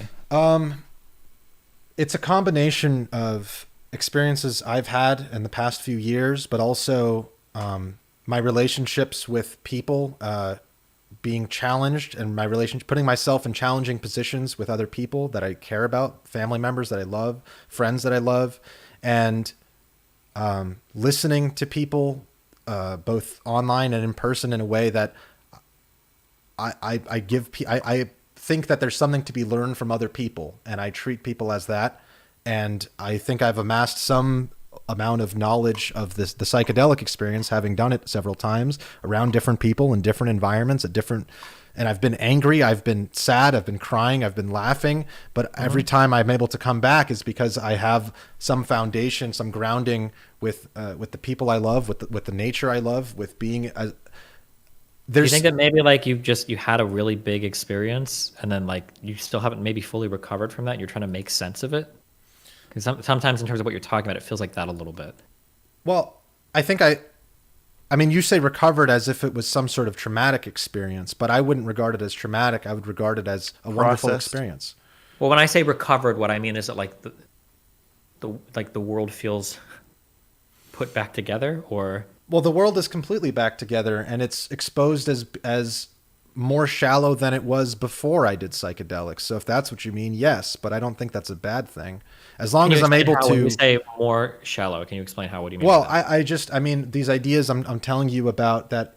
I'll admit I'm not the best at stringing together all the time, but that's part of the process too, is learning and getting better. But these ideas of like, wait, why do I just accept the fact that like, oh, I'm a citizen of the United States and this is my name and this is what I do? Like, I'm a filmmaker. I'm a creator. I make my own schedule. I create things. I appreciate art. And I see so many people and I observe, I'm aware of people who don't have that freedom, don't have that luxury to express themselves, who accept that their life is just this 9 to 5, grind for some corporation they don't believe in, to get some, expensive car and live in some box somewhere on a VR headset eventually. I guess that's the best outcome. And it's like, what really matters in life is our connections to people. And that's what I've realized, is our connections to life, to others, to nature. Because without Yeah, that, I think life that these is, are all like decent revelations that one can have. But I don't know if any of this, like, if you need drugs to have these revelations. Like, maybe you personally do, but you do you don't think need that everybody? them, but they're a tool that, Well, okay, just to be clear, you can say we don't need them, but you're literally advocating for the psychedelic view of the world, right?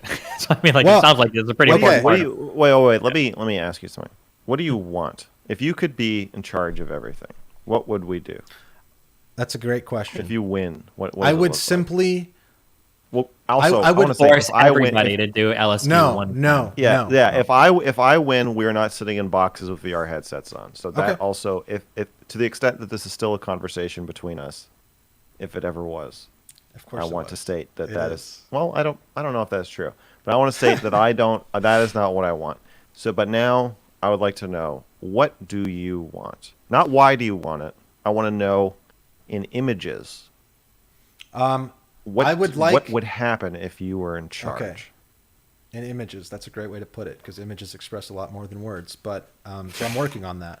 But Okay. I would say, to put it simply, I would like Yes. governments and corporations and gatekeepers to step to take their foot off the cudgel or whatever, to ease up and Step allow aside. people to explore and express. I would like a lack of stigma, a lack of regulation on people to explore themselves and express themselves fully. Okay, wait. To be clear, you just want drugs to be legalized. Is that what you're saying? Free the fungus. I want substance. Yes, I don't think it's the government's place to regulate what we put into our bodies and how we. Okay, free the use these. fungus. Got it. What else? What else do we want? Well, from there- what do you? Yeah, from there. What From does it there, look like? I would like What- to what is- promote. what is okay, utopia? I would like to promote an educated view of the substances that can impact our culture the most radically. I would like to provide an educated view of that to people. Free the fungus. Know the fungus. Yes. Yeah, you're What's good. next? You're a good I propagandist. am your What, campaign manager. Okay, I got And it then now. free the people. Wait. What? Okay, what did you do? What drug? What dose? Like, talk to me about this. I'm curious now. Okay. So I've done shrooms at a relatively low dose, like about 1.5 to 2.5 grams. One time I was on a hike with a friend in Malibu, beautiful area, Solstice Canyon.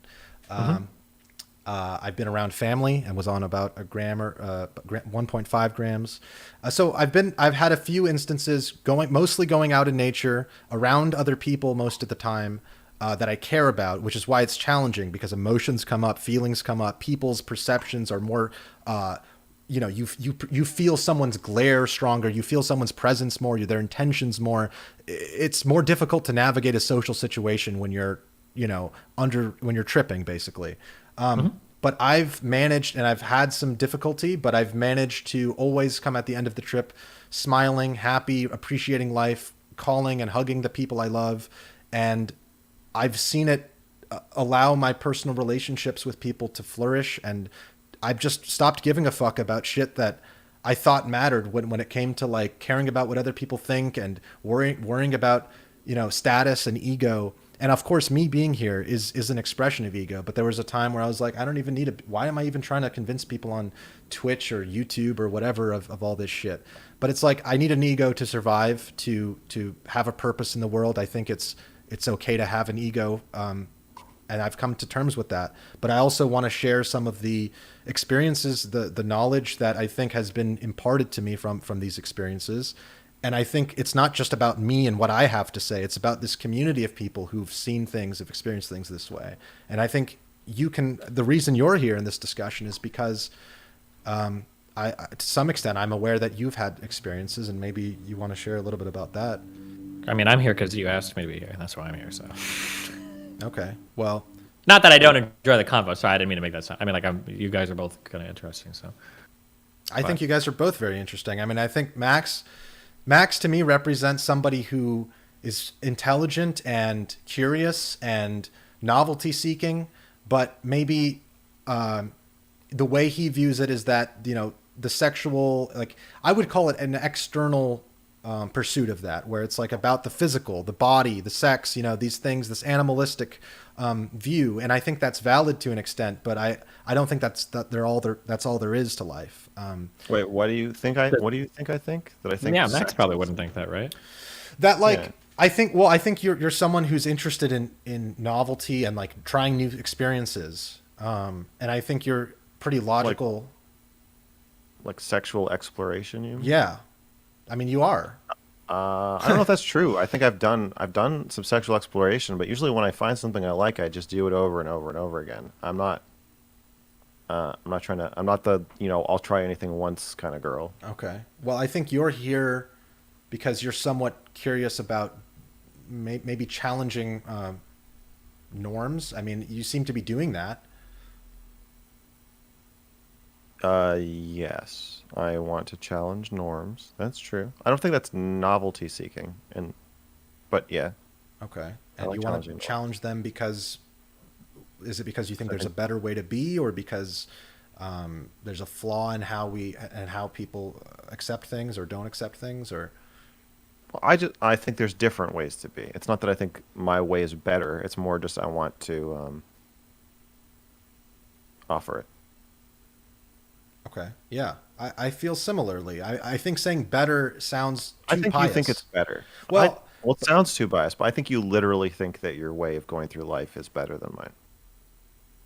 well, to some extent I do. That's why I'm living it, but Yeah. I'm not forcing it onto you. And you think the same thing, but you know, I guess you're not forcing it onto me either.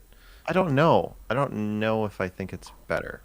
Well, then why are you living Maybe it? Why are you living that way if you don't think it's better? I'm not even. I don't even know if that I am living. I mean, I'm living the way I'm. There's a lot of things I'd change about how I'm living if I had the willpower or togetherness to change it. So I'm not living the life that I think I should be living, you know. But also like like my relationship, you know. I think it's better for me. That's not saying that everybody should have their relationship be the way that mine is like my romantic relationship. Mhm. I just think it's better for me. But everybody's different. Is it? Well, you said. So there's things. Monogamous. Do you want to? What things would you change about your life? I guess. Wait, can I ask you guys both a question real quick, just kind of related to this? Have you either of you seen the movie Everything Everywhere All at Once? Yes, I did, and okay, Have you I seen did. it, Max? I haven't yet. I know you I don't think really it's liked it, and I What? Okay, well, let's No, move I don't on. think it's good. You're Here's right. why. okay, No, I don't even want it. You're good. I don't want you to spoil anything. I really want to see it, and I plan to. So. Okay, that's good. Okay, sorry. The acting is good. The acting is good. Okay. But All right. I don't agree with the philosophical message. I'll just leave it there. Okay. Oh Jesus. Yeah. Okay, sorry, I derailed you. Go ahead. Well, we were just. I think me and Max were just talking. You know, like, well, what would you change if you could? And maybe I'll answer that too if you. I'm don't. just a little disorganized. I'm a little mentally disorganized. I wish I was better at setting boundaries. I think I let myself get put in high pressure situations or lifestyle where I am then not taking, you know, good enough care of myself. Stuff like that. Okay. Yeah, that's pretty reasonable. I think similar for me. Yeah, pretty similar. Do you believe there is a purpose to life? No. Right. So that's the thing is you think there's a purpose, you think that there's life after death, and I just really, really don't like those ideas. I think How do those are you get nurturing. how do you get to there being a purpose to life, Glink? Greg. Well, I think it's tied to this whole experience thing. Sure. Go In ahead. that we're all unique individuals. I believe that, but True. there's something that keeps us related to each other beyond just beyond the physical, even, which we, physically, genetically, most people are very similar. There's a lot of ways to measure that, but there's also this experience we all share of emotions. We all know what it feels like to be sad, to be depressed, to be whatever, emotion, to have your heart We all agree broken. with this, but where does the purpose come in Well, from? if there's a universal experience of being human, and there's this consciousness, this conscious experience that we all share in, then there's a universality to that, which I regard as the truth. Yeah, but there's a universality to the experience of being a tree, right? But Yes. do trees have purpose the same way humans do? Yes, we're all part of this purpose. It's not just humans. That's the importance of nature. Is our relationship with nature is a reflection of our relationship with ourselves. Is purpose just another name for function? Like if the two parts exist that can move around each other in a certain way, that's their purpose to do what they do? I think function is too limited because purpose, I think, is something that's of a design, whereas function is more like, like a cause and effect type thing. I don't know if that's exactly true, but that's my first Okay, like. this is what I'm talking when I'm talking about the smuggling thing. If you say my life has a purpose, Max, that means something to me. That has a pretty loaded human meaning of like I feel a sense of purpose. I emotionally feel that I am supposed to do certain things in a certain way because of a reason that is external to my life and my death, something more. And then if you say my life has a purpose the same way a tadpole has a purpose or like a tree or whatever, then it feels like you're trying to smuggle in the big meaning thing of like I'm destined to do certain things because it's my purpose, and you're trying to smuggle that in by saying like, oh no, all I meant was every living have a thing has a function. purpose, and I'm a living thing. Well, you said a key word there that I think it changes the whole paradigm of it. You said this external reason. What I'm talking about is neither external nor is it necessarily based purely on reason. I think there's limits to reason. I don't think we're rational creatures, and I don't think we operate rationally, even when we think we do. We convince ourselves that we're doing things for rational reasons, but that's not. People do things for emotional reasons. People fall in love. you People say- fall out of love because they're irrational, and that's part of the experience of being a human. Okay, when you say you have a purpose, are you saying that you have an emotional, experiential feeling about your sense of purpose? That's a deep question. Maybe fleeting moments of that, but I wouldn't say it's a constant thing. Too much ego?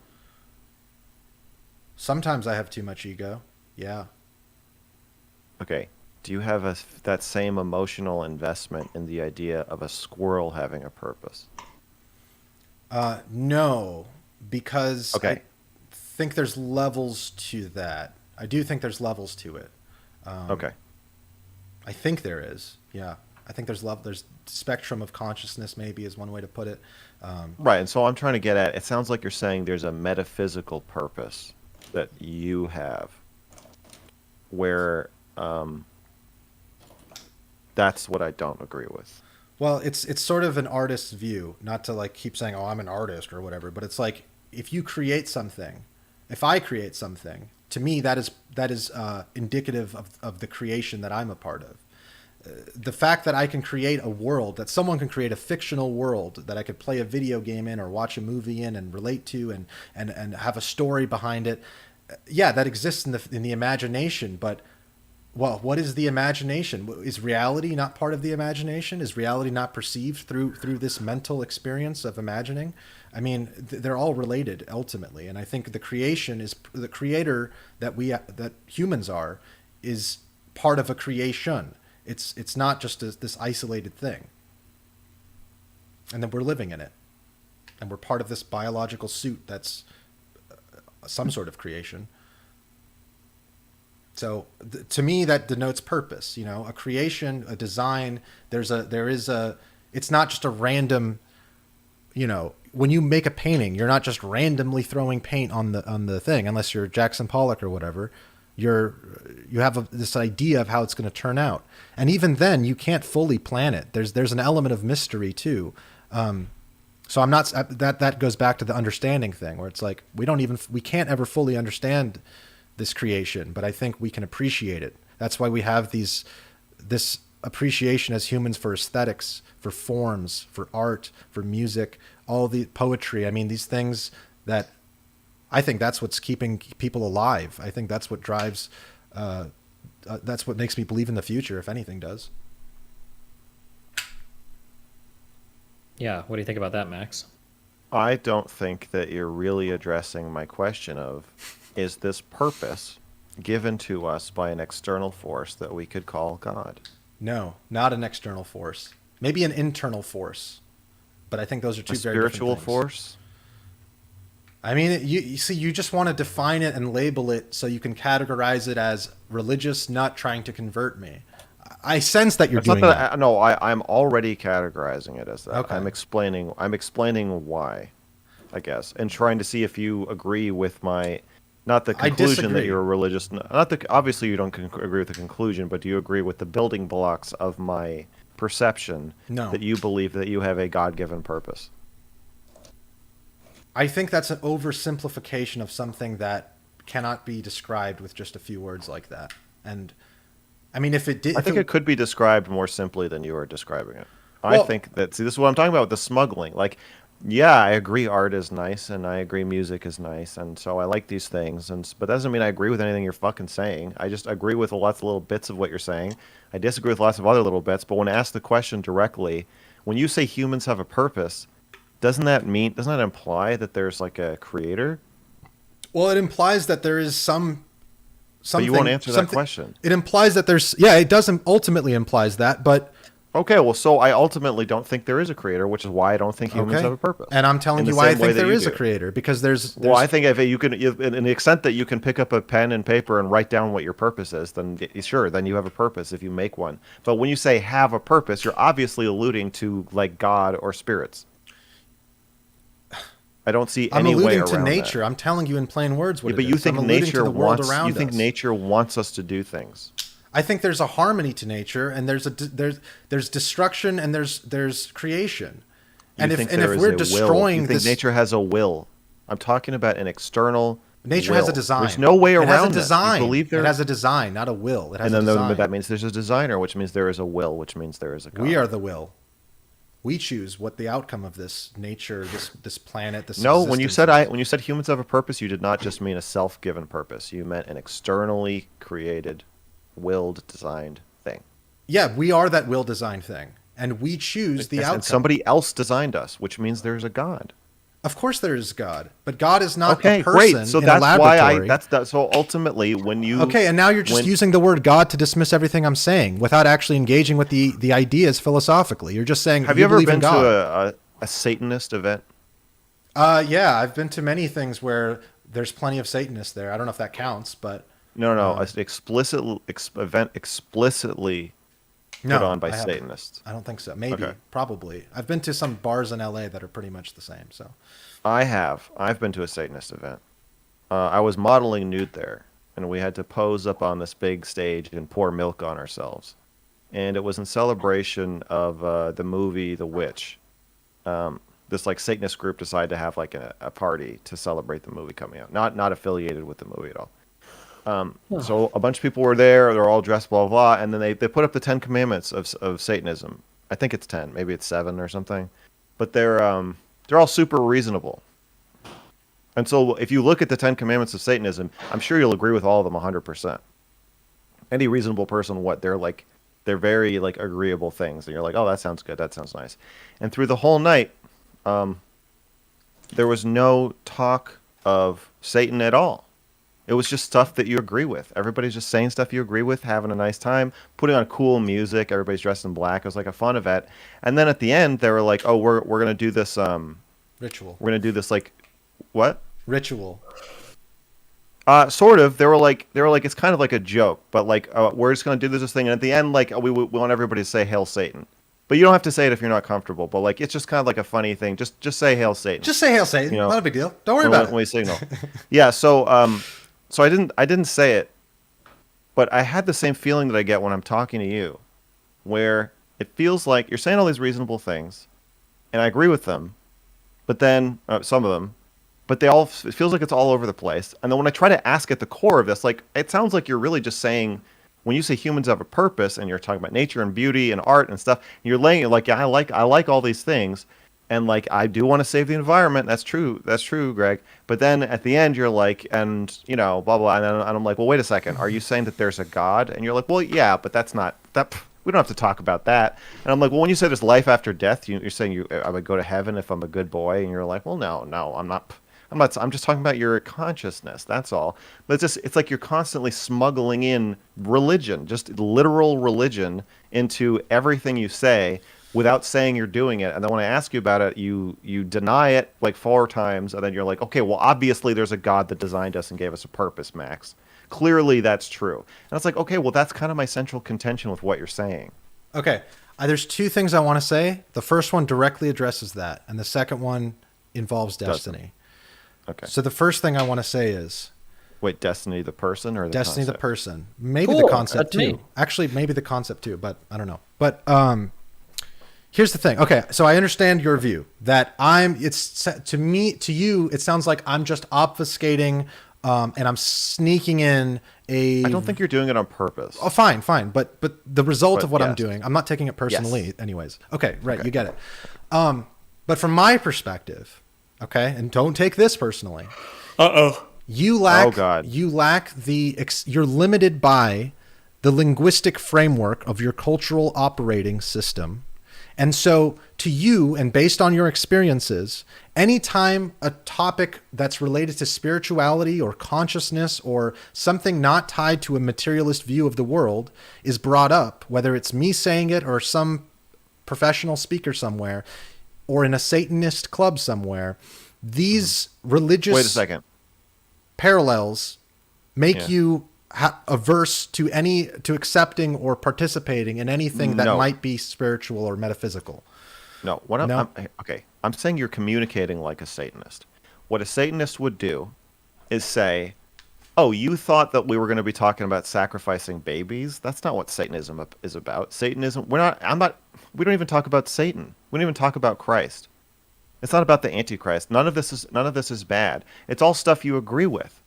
That's how you brainwash people and indoctrinate them. You start out by just rambling about stuff people agree with, and then if somebody says, "Well, wait a second, isn't this about like Satan and like being like bad and like the devil and stuff?" They're like, "That you have a very limited scope." It's like, well, that's not a no.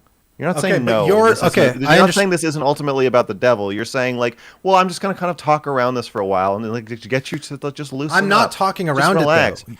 Pour some milk on your chest, Max.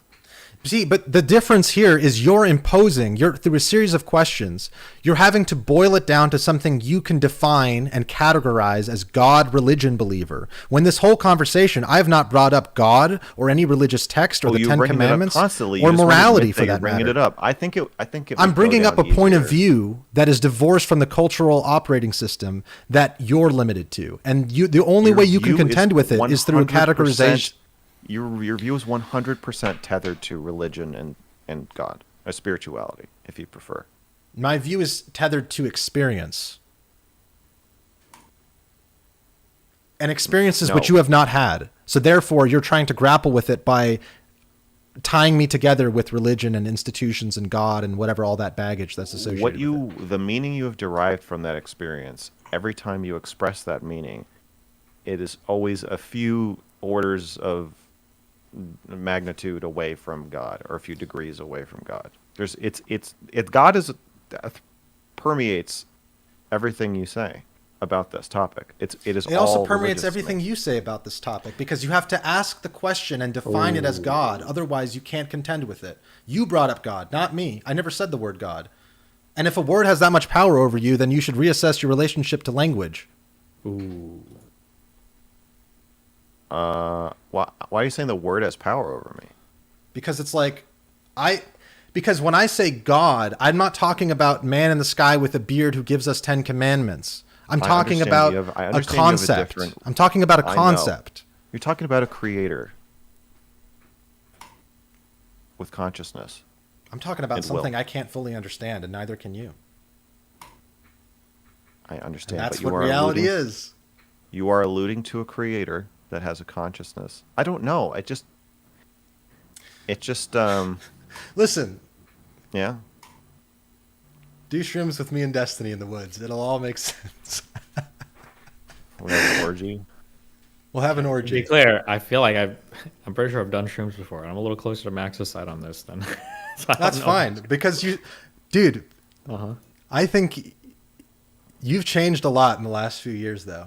You changed, man. For the better, I think. I can tell you When I- the things Bro. that changed about me were very underlying. Like a couple of these things were like epistemic, so like ideas related to truth. But these are very like esoteric concepts that don't boil down into my life that much. And then there were a couple of like realistic things. So like I think I realized that having people in my life is pretty important. I already kind of knew that, but like I definitely know that now. And then being more aware of like different mental states, especially related to mental illness. These are perspectives that I have now. But I don't think like I did a lot of mushrooms, but it didn't like change who I was. I'm not like a spiritual person now, or I'm not like it just changed my perspectives on a couple of like fundamental topics. But yeah, like I mean, I've been changing as a person quite a bit throughout my life anyway, even before doing any drugs. So Well, and having that different perspective, I think, keeps you flexible. You know, if you are not open to new experiences or altered states and altered views of life, I think it limits you ultimately. yeah, I mean, to some extent, sure. But I mean, like, there's a lot of things. Like, there are some experiences that I never want to have. I'll probably, based on the drugs I've done, I'll probably never do any type of like opiate. I'll never do something like heroin. And that's an experience that I'm going to be fundamentally cut off from forever. But like, I don't know if it's worth the risk to explore that. And I'm sure I could probably think of a few. Like, there's probably some like extreme sex things that like I tried most things probably once, but there are some things that like crazy like blood play or insane shit like that I'll probably never try. So I mean, like, necessarily there are always going to be some set of experiences that I won't be collecting. But I mean, like, what are you going to do? Max, what about you? Do you have any? Is there any sexual exploits you won't entertain?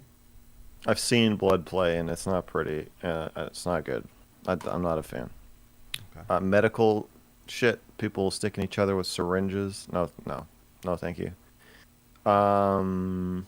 But that's not a real answer, because I'm not really turned on by that. So the question is, are there things I'm turned on by between consenting adults that I wouldn't do just because it's too much or too crazy? No, I don't think so. I think I've pretty much done everything I want to do a bunch of times. But like, there's a risk. There's more. And of yet a you're risk. still wanting more. More sex. More something. We all want more something. We We're all want more alive. something. We want to live. That's what I'm saying. No, that's Sure. not. You're saying way more than that. Yeah, Am you're smuggling in. I'm smuggling but it my in. world- No, you're smuggling in. My worldview is limited, and if you would only expand your mind by doing drugs with me in the woods, then you'd see God. And I don't agree with that. But yes, do I still want more things? Actually, Yeah. what I'm saying I is, do. if only you'd see God with me in the woods, then it would make more sense. I don't think it is fair of you to say that what you're saying doesn't make sense to me. I understand what you're saying. I just don't agree with you. Okay. And that's fair. That's obviously true. But I think Yeah. see, this sounds like I'm talking down to you, but it's not. I think You're the whole time you've been talking about You- this whole I thing is you think- Talk telling down me- to him. Do it. you need, if you Yes. you lack the experience to understand the context, to contextualize what I'm saying. Because what I'm saying is kind of, there's only so much you can convey with words. Destiny, would you agree with that? Yes. Okay. Okay. So There are things that Max could say. There are statements that he could say that I would immediately jump down his throat for and say, if you're not willing to try this, you don't have the perspective to ever make a statement like that. And I'll fight you to the death on it. But I don't think that this conversation has ventured off into any of those territories. I don't think that we've gotten to any of those things.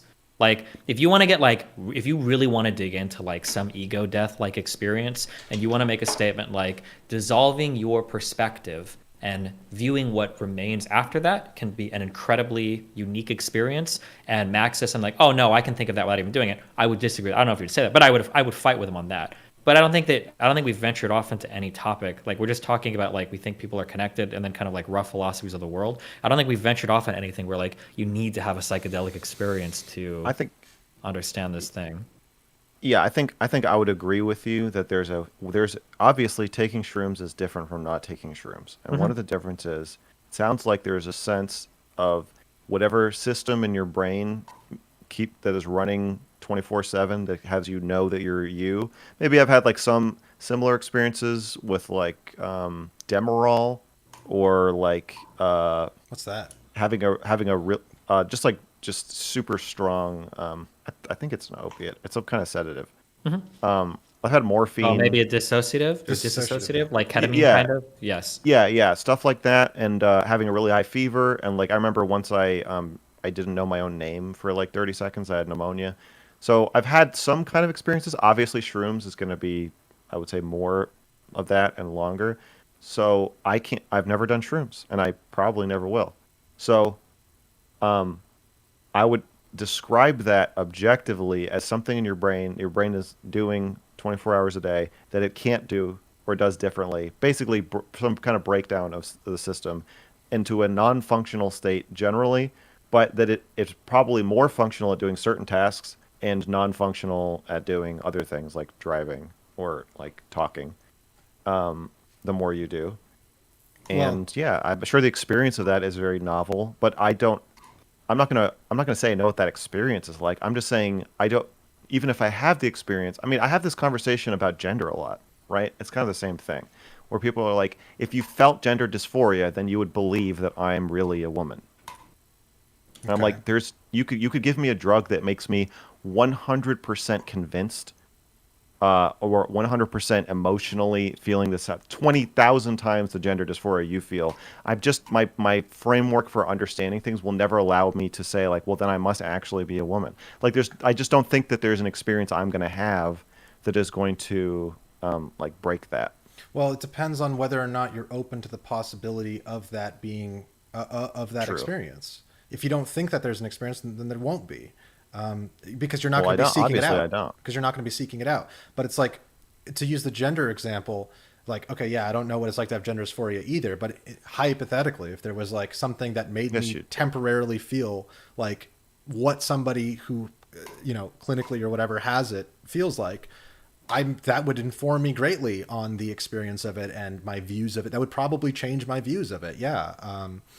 The only thing I'm saying is that like because we keep kind of hitting on this is that like I don't think we've ventured into any territory that has to be informed by usage of drugs. That's the only thing. Well, I think the impasse is that like when we talk about like things like like we use our environment in destructive ways or we're not sustainable or whatever. Like I don't think you need a drug to understand any of that.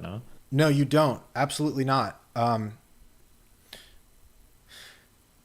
I think there's an urgency to our present situation, which maybe you guys don't share in. And I don't think, it's like, well, maybe.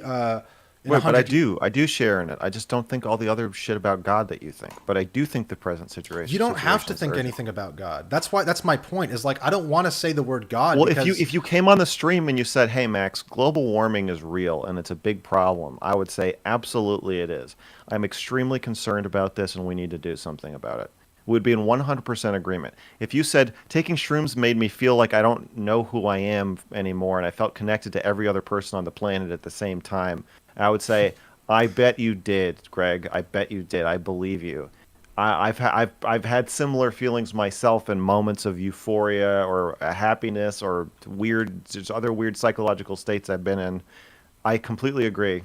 If you said, I think it would be really sad if we all ended up in little dirty boxes with VR headsets strapped to our heads, and that became like the meaning of life. I would say absolutely I agree with that.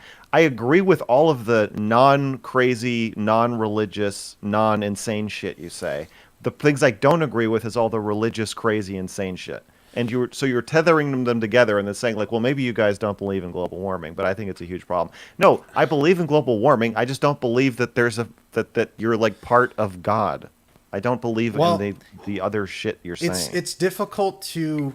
I would say I definitely have my work cut out for me in explaining a spiritual framework to somebody who doesn't seem to have a spiritual framework outside of religion and God in the way that you seem to be. I don't believe in categorizing. spirits. I don't believe in spirits. I mean, what does that even mean? I'm not advocating for spirits. I'm just, the word spirituality is just a word. What I'm saying is, I don't believe in anything described by spirituality. I don't believe it is real. I believe it's a framework or a way of thinking. I do have a religious framework for understanding things. I can see somebody do something. Well, then this is say, okay. Like, that is wait. I can see somebody do something and say, "What would Jesus do?" And I can even have an answer. I can like the 10 Commandments and think like, "Oh yeah, these are pretty good things to think about." I could like the Satanist commandments and think, "Oh, those are good things to think about too." That doesn't mean I fucking believe it's literally true though. So like, you get what I'm saying? Like, I can have a framework and I can understand what you're saying without believing it's literally the truth. I don't believe in actual spirits. If you say like, man, my spirit is broken, I know what that sentence means, and I get what you're saying, and I could get what you think it means if you're saying it literally or if you're saying it figuratively, but I can understand it without fucking believing it. Well, what I'm trying to convey to you is not something. I don't think I can convey this to you through words. I don't think I can convince this to you with words. That's the whole point of what I'm saying. You have to experience it. Only wood orgies? Because if I was trying to convince you through the word, it's the same thing as somebody with, the Bible, some Bible thumper being like, well, you have to believe because it says you have to believe. I'm saying you are a Bible thumper. But I'm not. Okay, real quick. This is the issue. Everything you're talking about, I feel like is relatively rational, and there's not much experiential stuff you're talking about that I feel like it would be outside of the realm of like a non-psychedelic user to understand, right? Like if you guys were having an argument about like let's say Max were to say, even if I was schizophrenic, I think I'm smart enough that I could tell the difference between my hallucinations and between what's real. And then you were to say something like, well, hold on, like we'll say like you fucked your mind up with drugs quite a bit and you've had hallucinations, and when you are under that state it's really hard to tell the difference. And Max like, no, I think I know, actually I think I'm smart enough now. That would be an area where like, okay, well I think that your experience with drugs here probably gives you a little bit of insight into this, and I think Max is wrong to hand wave it away. But you guys are talking about like very philosophical concepts that I don't think come from doing drugs. I'm just reiterating again. I don't think you've gotten into an area where it's like, absolutely possible that if I do shrooms with you in the woods, I will come out sounding and thinking exactly like you and agree with you 100%. But that doesn't mean that I would be right. Okay. Here. So here's the distinction, though. Okay. Here's the distinction. It's like, if your experience can't inform you on what is or is not right, or what you do or do not believe, then what does? Like they can be rational things, right? We have faculty for reason, and when I say reason, what I mean is that we can like deductively figure out things and inductively figure out things in our mind. We don't have to have. So, for instance, that's the scientism point of view, though. No. Hold on. If we're going to dive into philosophy, like reason with a capital R, rationality, doesn't have anything to do with scientism. We're still in philosophy. We haven't gotten to anything related to science yet, right? So here's like a question I could ask you, right? Do you think it would feel good if I were to stab a knife into your eye? I think you can tell me that it wouldn't feel good, but the way that you arrive at that, you have to apply like some faculty of reason. You felt some other pain. You were inductively assuming like it would probably hurt if this. I've had other things in my eye before. I felt knives if I did it, right? You're using reason there to arrive at that. That's not experiential, right? Right. All of reason isn't like a bunch of guys jerking off in lab coats going like, I can do everything there, right? Our faculty of reason allows us to figure out some things that we don't experience like experientially as well, right? That's all I'm saying. You can intuitively reason, and like you can take a guess or an assumption or like have a feeling about something and be correct based on rational conclusions. So I'm pro reason. Reason. You're right. Reason and science are not the same thing. Even though, yeah, of course, science. This is something is coming way later than that. Yeah. Yeah, but I don't think you can reasonably. This is another distinction. Is like, while reason is a useful tool, and I think it's important to be grounded in reason, I don't know if you can reason your way into I don't know. I think there's some limits to reason. But see, Of course, reason doesn't grant experience, right? I might probably, unless I have other things I could tie to it, I don't really know what it's like to experience racism, right? Now, I can kind of know if I've experienced maybe other forms of discrimination and I could try to tie these things together, then maybe I could like take a guess. But like there are some things that are going to be, I can't know what a mushroom trip is like without doing mushrooms. That's like an experiential thing. Qualia, our experiences, things that feel a certain way or look a certain way, how our senses, we can never communicate those to each other. That's a thing we have to experience, right? You've got like Mary in the red room and everything. So there are some things that you need to experience, but when we're talking about philosophy, not normally. Again, I would ask like, what do you think is an idea you've shared that like you have to have mushrooms to get to, that nobody else could kind of arrive at any other point or through any kind of thought? I wouldn't say my atheism is experientially derived. Okay. You rationally came to that conclusion. Where I was taught it, or a combination. Yeah. Right. And that makes sense. I think I do think it's a rational view of the world. It's just that there's something, okay, to answer Destiny's question at the same time, there is something, whether you experience it or you appreciate it at an abstract level, there's something irrational to life as well, both to your life and to what we can observe in reality. There's irrationality, and I think what is irrational? What do you mean by irrational? Is something that cannot be defined, something that is an unknown, that is mysterious. And I would be okay. Hold on, I'm going to be a little bit more anal on our philosophy terms. If we're saying irrational, like we're talking about like a conclusion that doesn't logically follow the premises, or we're talking about maybe something undefinable. But unknown and undefinable are not the same thing, right? If I hear a bang in the other room and I don't know 100% that's an unknown, there's not like an irrational source of that noise or something. It's not like an unknowable. I just don't happen to know the answer. So is there a rational reason to appreciate art? To appreciate beauty in all its forms, to have aesthetic appreciation? Is there a rational reason? Yeah, we could hypothesize tons of reasoning for that, right? We could build this up through evo-psych. We could say that humans are social creatures. Humans have a lot of downtime. Being stagnant or idle isn't good. The ability to produce art might be a proxy for other talents that you would have in a social group, that people produce art. Our ability to perceive art allows us to pick out more social creatures, and art is a way that we bond and work as a social creature, right? That could be the case. That's all rationally, right? You could try to explain art, and many are doing that through rational means. But what I'm saying is when you I don't know, what is something you really like? When you really listen to a piece of music that inspires you, there's not a rational series of things where it's like, I like this. Hold on, yeah, again, but now be careful what we're complaining, because just because we don't think of things in a rational way and we're more experiential doesn't mean there's not a rational explanation for them, right? Like if I were like two notes on a piano, like these notes together sound bad, but I'm not rationally thinking, if I were to take a graph of these things and I were to graph the intersections of the sound waves, and I say there's way more intersections here than there are here, oh, well, that's why it sounds good and the other one doesn't, right? There's, even though there might be a rational explanation, there might be one that we don't think about, but that doesn't mean there isn't one. Do that, right? Right. Glink, wait a second, Glink. Okay. Earlier, you were complaining about scientism or science as wanting to have all the answers. Kind of, yeah. Or thinking it has all the answers. Sure, yeah. And you asked Stephen, why do people like art? So he says, well, here's some theory using science and his knowledge of science. There's throwing some ideas out, because that's what science is about. Throw some ideas out, see if they make sense, and put them in the theory folder for later.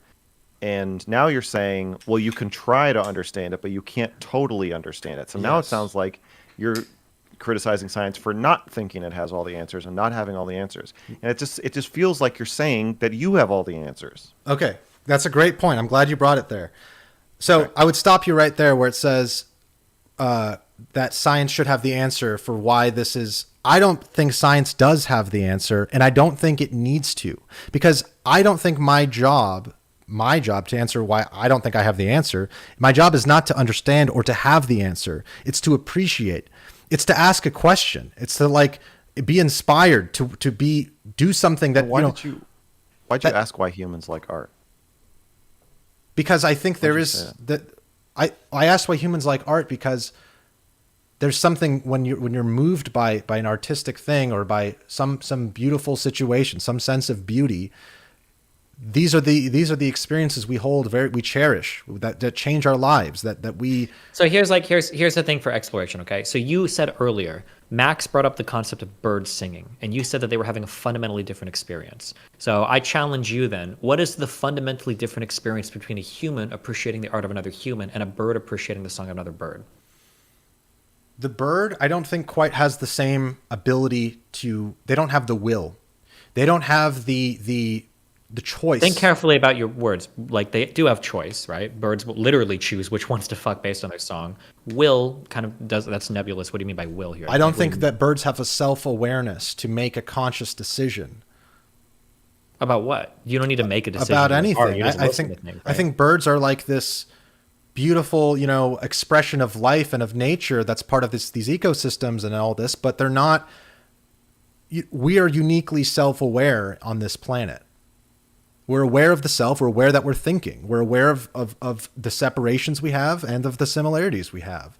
And Sure, these are all statements that I would probably agree with, but I don't know how. but they don't apply to birds. They don't apply to birds. Yeah, but that's great. But how does it explain our appreciation of art? Why can't it? What is the difference between a bird's appreciation of art? because- It's like you're saying, like I ask you, how does a bird appreciate art versus a human? You're like, well, humans have 2 legs and our dicks are way bigger.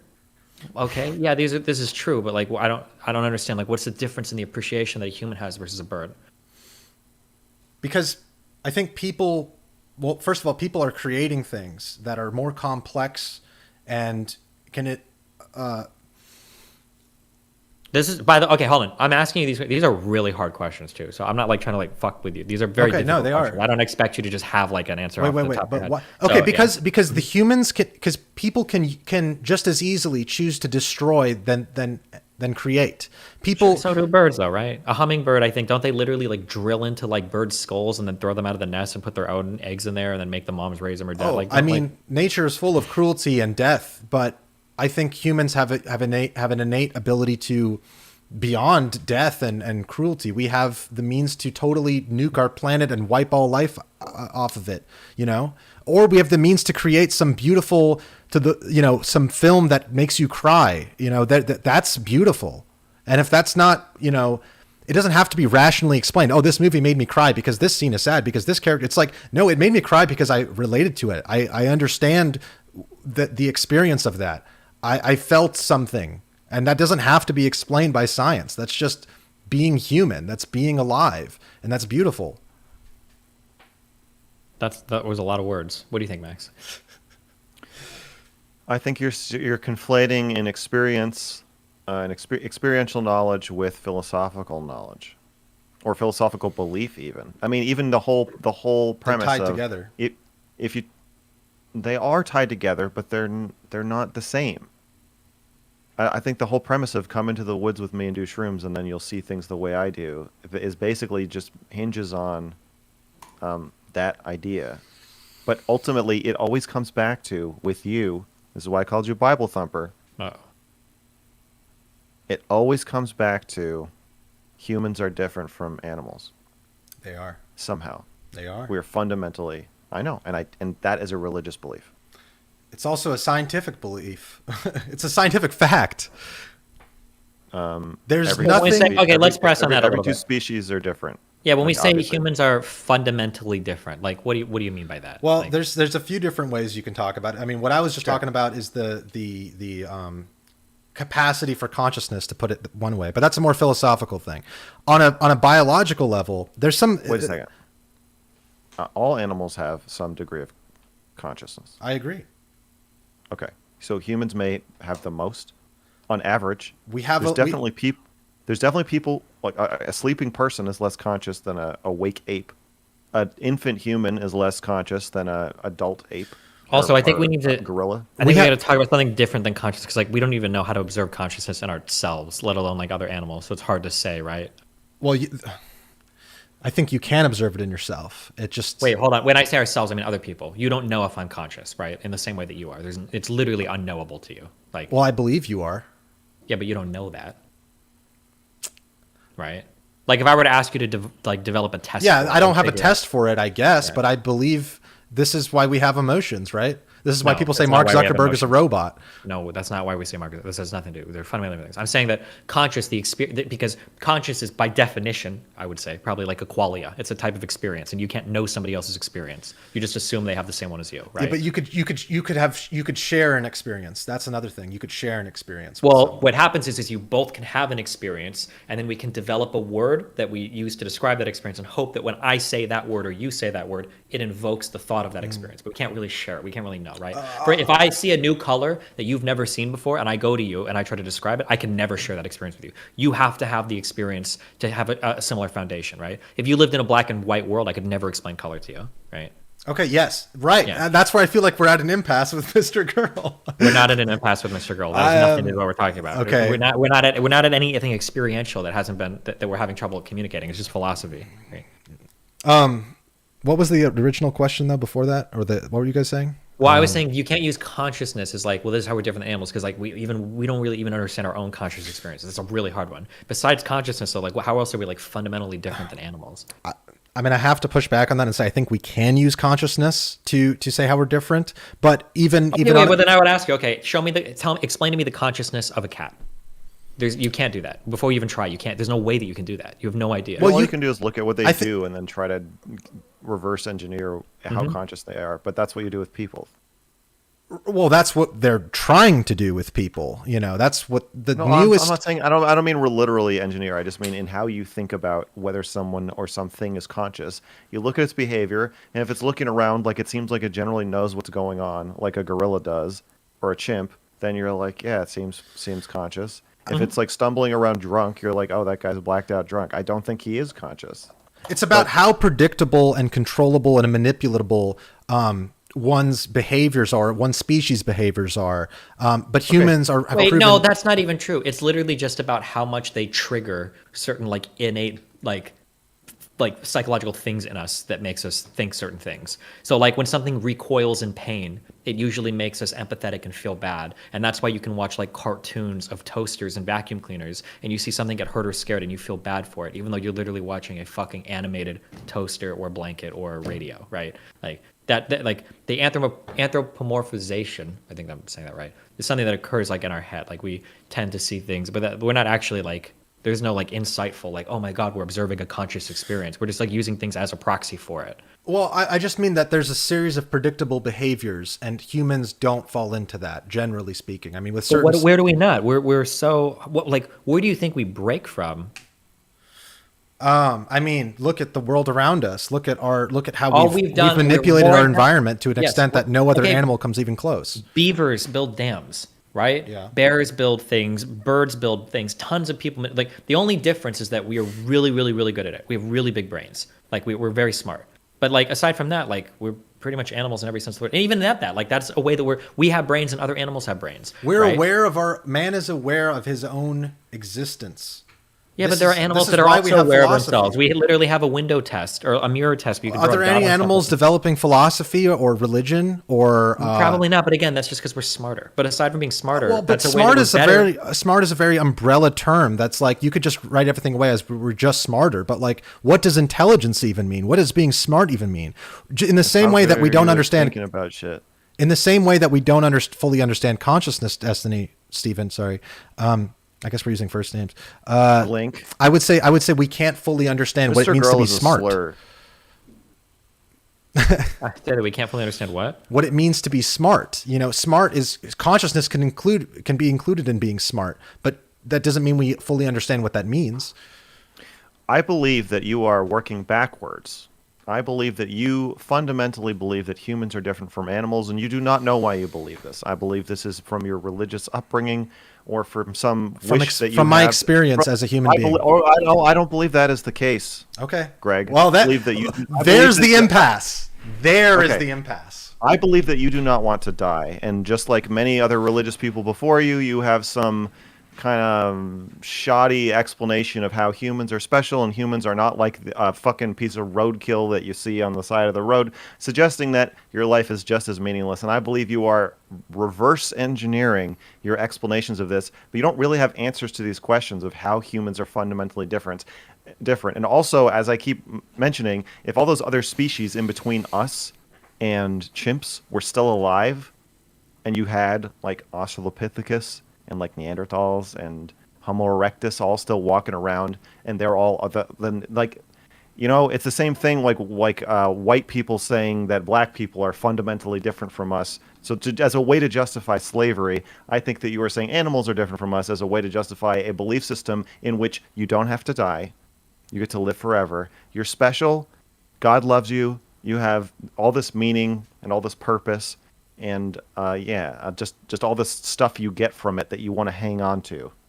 I don't know whose beliefs you're I think arguing you need to against, but experience they're not ego mine. death and let go of this. I don't know whose beliefs you're arguing against, but they're not mine. Yours. It's Okay, all well, over you just everything made you're it. You saying. just like made all that up Well, because you won't say it. because you haven't talked with I mean, someone. to be fair, if he's ad hoc justifying an entire moral system, of course he's not going to say that. He might not even be aware of it, right? That's kind of a pointless attack. Well, I to think make, right? the thing is that I think you are aware of not why, because that's just speculation. I don't think neither of us know why you believe what you believe. That's just me saying what I think. But you do believe humans are fundamentally different from animals, and you are not doing a good job of explaining why that is. So it leaves me with thinking you must really want to think that. Admittedly, I am bringing to the table all my previous biases about this and all of the other fucking people on the planet. The other, how many people are religious and believe that they're fundamentally different from animals and that they don't have to die? It's like most people believe that. So I just assume you are one of those people. I would say I have a pretty intuitive view I approach things with a very intuitive perspective, meaning like, and I think that's what a lot of science is too, and that's what a lot of mathematics is done intuitively first and foremost before it's No, hold on. Mathematics has nothing to do with intuition and is entirely axiomatic, right? Mathematics is arguably the most strictly like axiomatic system, like the most rawest, purest form of philosophy to exist, right? well, it's logic, it's logical, and the intuition can be logical too. I mean, it could be illogical. You could be completely irrational in your intuition, of course, but you can also have a logical. Hold on, we're using a lot of words here that have pretty strict meanings, right? It's to say that your intuition is irrational. You're using irrationality or rationality in ways that are different than like what is rationality with a capital R, right? When we talk about math, like there are a couple of like fundamental building blocks that we have, and then from that we build everything out from math. Nothing about that is intuitive or it relies on intuition. It's all like very heavily built on logic with a capital R or reason with a capital R or logic with a capital L, I guess, or logic if you want to call it that. But I would say, hold on, let me look up a term here because I was actually kind of doing some research on this, but I don't. You probably know more about math than me. Like I was never that good at math, but there is something about math that. Are you aware of the way that math describes nature, in its complexity? Like if you want to get into some, if you want to get into like the philosophical side of like, are we like mathematically realist or mathematically anti-realist? I don't know if this counts as philosophy of math or philosophy of science regarding math, but that's like fundamentally a different thing, I think, than just talking about mathematics, right? Yeah. But I don't think that's relevant even to this. Like I think. Okay, let's leave the math part out of it. Let's leave the math part out of it because I don't know enough about what I'm talking about there, and I'll admit that fully. Yeah, that's fine. So I've been stuck on this ever since our first porn conversation. You said porn is bad because we should rise up and be better than the animals. And I was like, well, we are animals, so that doesn't make any fucking sense. I mean, obviously, to we me. have a relationship to animals, and I think we're biological organisms. I've said that, and I agree with that. But that is we're what a biological religious person would organisms. say. We're biological organisms with a choice of our own destiny. That's what religious people say. I'm not religious. That's what spiritual people say.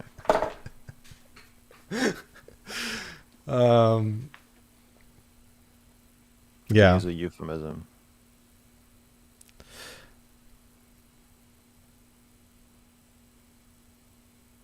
we are the only animal with choice. We are the only animal with purpose. We're the or this special kind of purpose. We are different from the animals. We have a relationship to animals. It just sounds like yes, you're trying to create some framework in which I think spiritual or religious beliefs can exist along with scientific beliefs and kind of tie them together with shrooms. well, But it's it's a similar model or framework might be like an individual. Wait, why are you saying you're not religious? I asked you if Jesus Christ was your God and Savior in our first or your Lord and Savior in our first conversation. You said yes. Jesus is something I've been thinking a lot about. I feel like Jesus Have you stepped is away from Jesus since our first conversation? no, I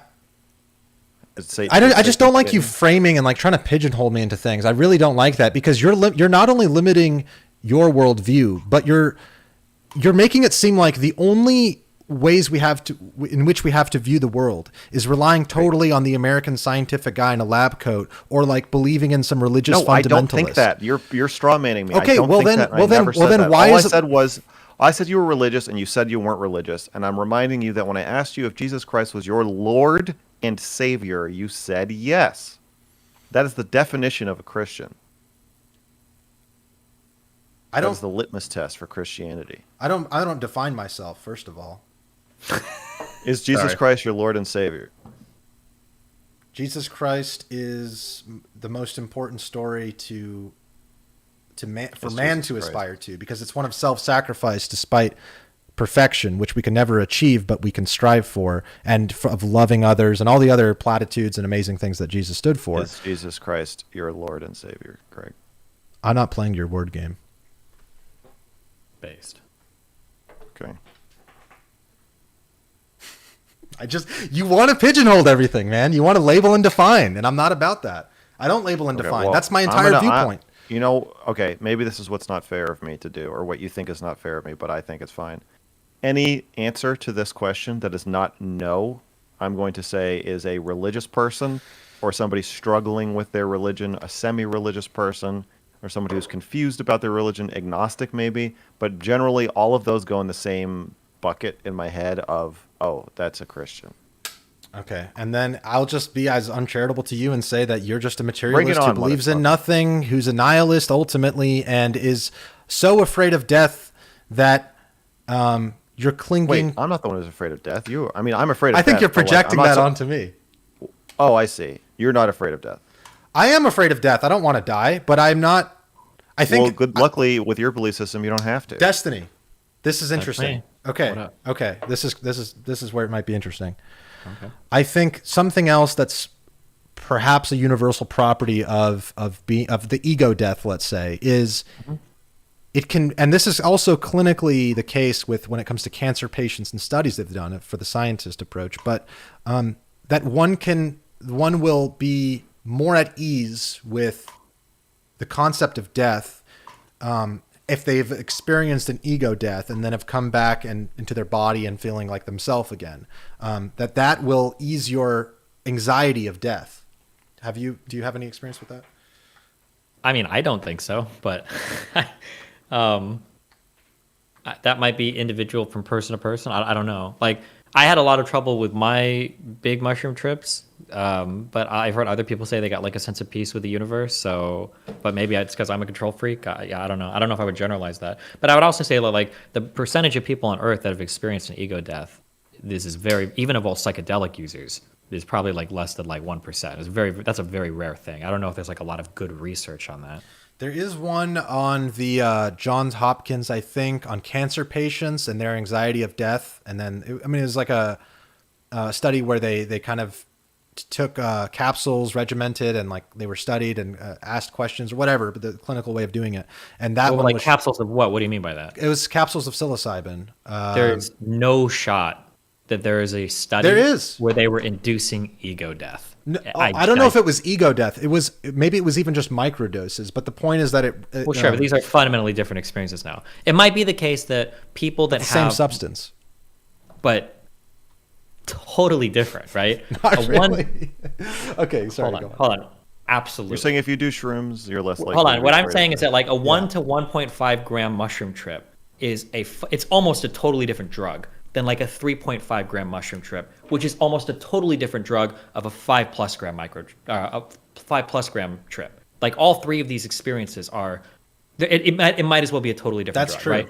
Yeah, That's true. So if somebody says like, well, they ego death or they microdose, you're talking about two fundamentally different things that aren't even related to each other, right?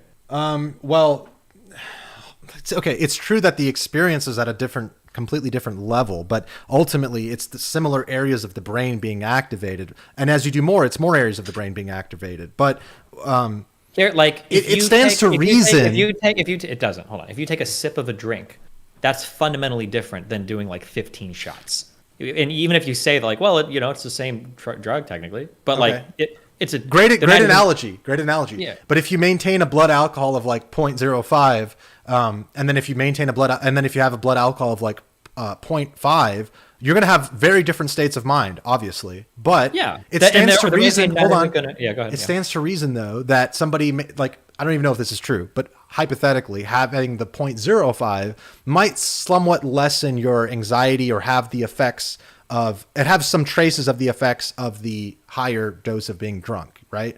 You know what I I mean? don't think so. Okay. Not at all. I would disagree. Like on a 1 gram mushroom trip, you're seeing cool things. Like the walls are breathing, and maybe you feel like pretty different inside your body.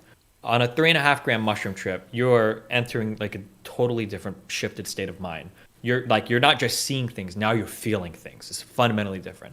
And at 5+, you are dissolving the foundational systems that keep track of like who you are and what your reality is. That's going to be way different than 3.5, and one is going to look like you're drinking coffee. So the idea of like trying to say like, well, if you've done like one, like you kind of basically, you can kind of understand like what 5+ is. Not at all. You've There's done more than fundamentally- me, actually, like at one time.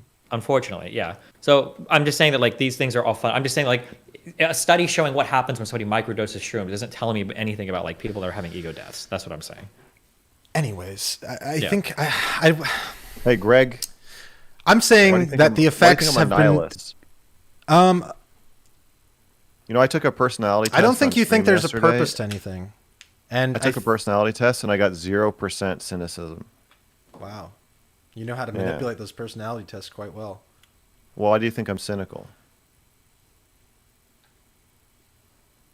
I think Or you nihilistic, want, whatever. I think, and I could be totally off here, but so just could entertain me.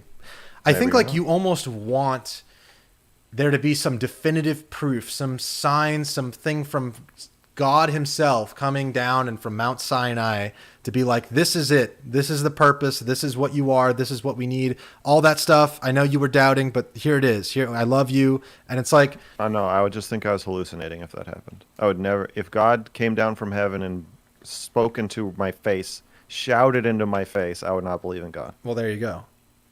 My point is that I think you're looking, you think there has to be this sort of smoking gun, this like religious event, for there to be any such proof of there being experience to life outside of the materialist view. And I think Even if I died and went to heaven, I would just assume I was not dead yet and hallucinating. Wait, isn't that Like, a I don't- problem though? So there's no data that you could collect that would convince you otherwise. Isn't that not a good thing? I've heard you, you've criticized this about me before. I think there's certain beliefs I have. The To be problem clear is, on this, I've criticized myself on this because I actually have the same perspective. Because I think a religious person challenged me that before, like, what if God showed up at your front door right now? And I was like, that's a really interesting question. Because if he did, I would probably just assume that I'm going fucking crazy. And then Yeah, that made me so wonder for myself, like, is there any data that could convince me that religion is real? Yeah. no, because the problem is their other side, the way that you process data is a fallible system. So anytime you're processing anything, you have to wonder, am I losing my mind or is this actually happening? That is Most- true, but we don't treat ourselves as fallible generally, right? Like you assume everything you've experienced, unless it wildly diverges from other experiences, like a dream will, right? You probably assume that your experiences are real. We don't really live like we're fallible, no? I keep thinking about my fights with Shaylin. That's which- different. We're talking about, I'm talking about matters of like perceiving No, reality, no. not like was I in the Yeah, right I'm or wrong saying in the I'm saying fight, there's right? certain situations, and I used to yell at her more. Sometimes I still do, but I think there's times where I would think she's my enemy, And I'd be like, oh, she's betrayed. I'd be like, I understand. It's all clicking into place. She's never cared about me. It's all, I get it now. You're my enemy. You're a fucking horrible bitch. And then part of me is like, well, now, Max, your heart rate is very elevated. You seem very upset. Are you sure that this makes sense right now? Are you sure that you're thinking clearly? Are you like, if you're gonna, are you sure maybe you shouldn't do anything rash or say anything rash. Maybe we should just calm down. And if you still think this in like half an hour, you can, scream at her then. I do think that there are times regularly where I am wondering, am I really making sense right now? Is this really happening, or do I just think it's happening? So I agree, like day to day things you see and feel. I have one time this happened where I had my eyes closed and I balanced a pencil on its tip. It's pretty. And then yeah, but it probably didn't happen. So I just assumed that didn't really happen. I have the memory, and I knocked it over before I opened my eyes.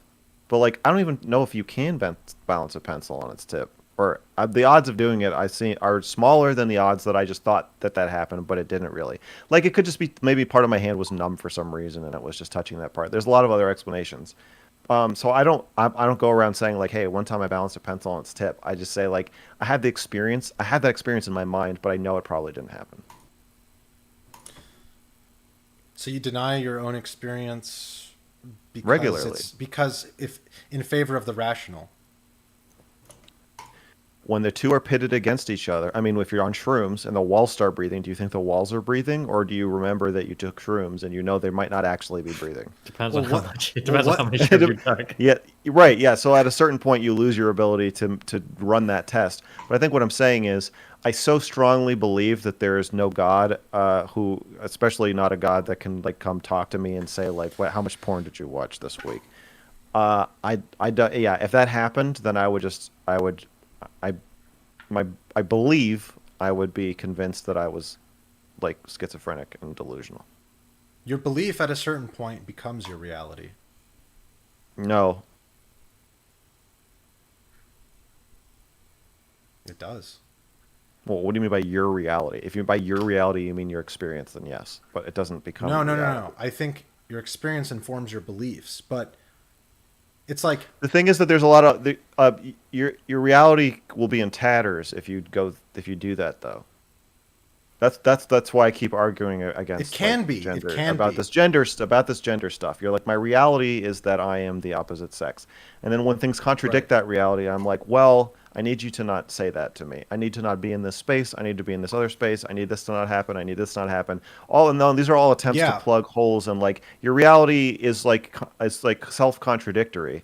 So like, yes, you are this other gender, or you feel that you are, but also you are getting a lot of signs that you're actually not, and then you're trying to sort of bridge the gap.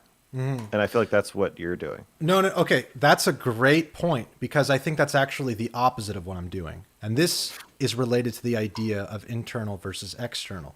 And this is something I've thought about, the masculine and the feminine, and the gender is related to all of that. But it's like, to me, the realization I've come to from psychedelic experiences and all that is, I don't need an external physical manifestation of the feminine in order to express myself in a feminine way.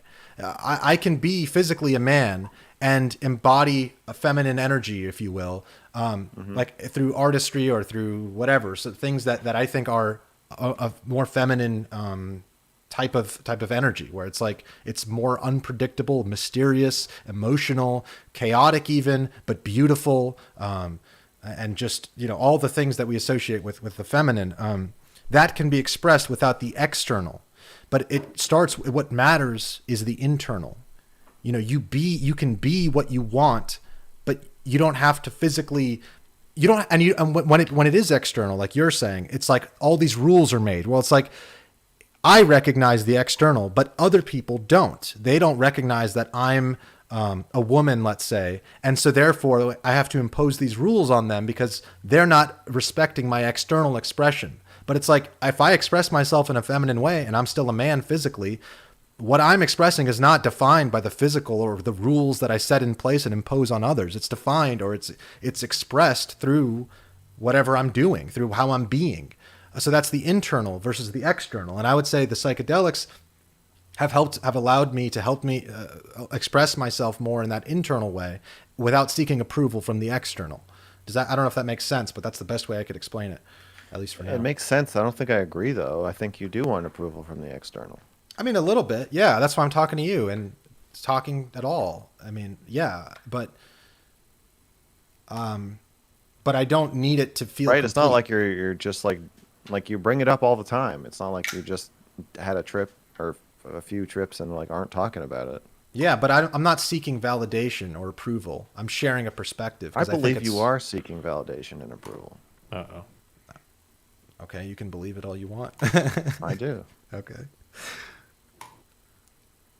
It's my reality. Oh, why do you think I'm nihilistic? Do you think you're not nihilistic? I don't think I'm nihilistic at all. Well, maybe you're not nihilistic, but maybe you're hedonistic. And I don't know if you'd accept that, but I don't even want to live. You're the one who wants everybody to do drugs. I'm the hedonist. I don't want everyone to do drugs. I want everyone to And have express orgies. themselves in a way that's free of our cultural boundaries. Okay, but having orgies in the woods fucked up on psychedelics sounds pretty hedonistic to me. I want people to That jerk might have off. been how we came to I be. want people to jerk off 3 times a day for 25 minutes each like a fucking normal person and then go about your life. 3 times a day like a normal person and then go about your life. That's right.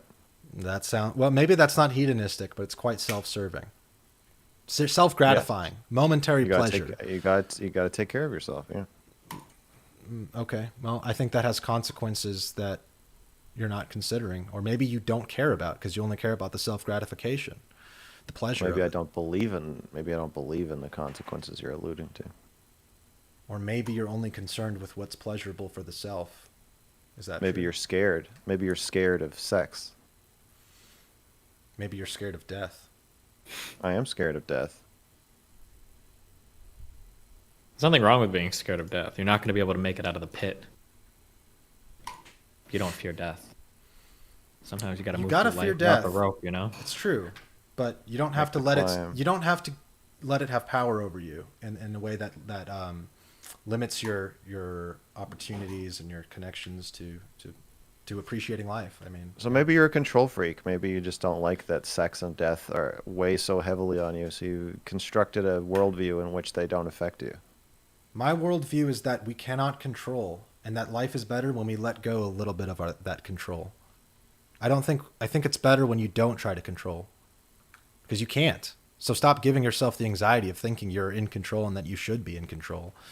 But I 'Cause don't whatever think I'm this in is- control. What do you think then? What do you think you are? An animal. Okay. So you're just like running on a program and you're just kind of like Yeah. deterministic, or like living a Yes. Okay, so maybe you're a determinist. Would you That's say that? not control. I ain't in control. if I'm a not saying that's control, determinist. but you're a determinist. That's maybe. not. But you have some reason for getting up out of bed every day, you know? I'm either hungry, horny,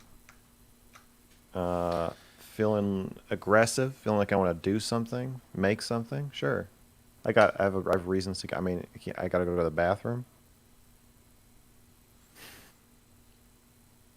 I think there's more to life than that. I know, I do wish you could see things that way. I don't know if but you call know that what? conversion. I think you're a nihilist because I'm okay with there not being more to life than that. Are you? Like I mean, like I'm sad about it. I'm sad about death, and terrified of it. But I'm not so don't have not to okay be. with it. Like, I'm not. See, that's what I'm saying is you're so not okay with death that you have to like have a whole made up belief system that makes no sense in order to just get through the day. That's nihilism to me. I think I it's don't believe I'm optimism to be deluding like, myself. But well, I know, but I believe you are. It's Okay. to me, optimism is being like, yeah, there's no point to life and we're all gonna die, but let's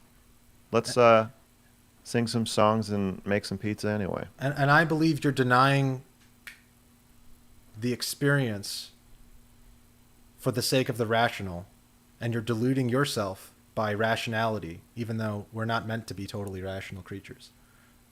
I don't think I'm totally rational. I'm a very emotional person. I think I'm very emotionally expressive. Okay, I feel like, what is it called? Is it GP8 or whatever? What's the name of that Google AI bot that takes a whole bunch of phrases and... Or is there a conversation happening here that I'm just not perceiving? I'm sorry. No, I think we're just having a back and forth, but Okay, my bad. Keep going. I don't think we're connecting with each other. I think Stephen is right. there's limitations to the Discord box virtual meeting space. But I don't think we would be connecting to each other in person unless we you're could. suggesting if we had an orgy in the woods, then maybe. we But don't need to I have an think- orgy, you know? There's Well, something, maybe though, we do. valuable about human connection. Maybe it transcends value. Something. I that gives think it I've had a purpose. lot of conversations on Discord that made a lot more sense than my conversations with you about this topic. Which Likewise. I think. Oh wow, good for you. I think they tend to not make that much sense, and I think I will go as far as to say I believe it is your fault that they don't make sense. I could say the same for you. Right back at you. Well, why do you think it's my fault they don't make sense? I think You won't even answer because a you're denying simple the experience. question. You're denying You the won't even value answer of a experience. simple I just question. answered it. Is You did Jesus Christ your Lord and Savior? Jesus Christ is my Lord and Let me Savior. tell you about Jesus. I He was love the guy. Jesus. Jesus is Ah, great. yeah. Me and shrooms. see, me and Jesus gonna do shrooms I will in the answer. woods. I will answer. There's no question you can ask me about my beliefs where I'm going to be like, well, that reminds me of a different sentence. Maybe because you don't believe in anything. I believe in truth, justice, and the American way. American Empire's on the decline, buddy. Yeah. Don't I know it?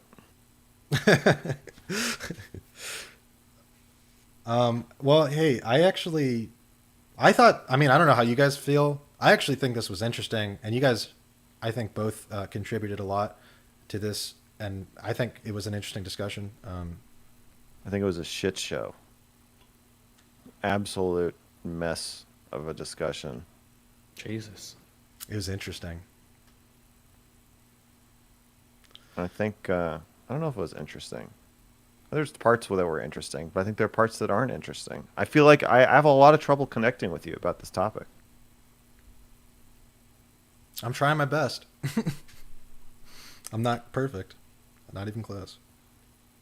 Well, I'm not trying to say I'm perfect, but I feel like I'm chasing you around in circles when we talk about this. I can't catch you. I want to catch you.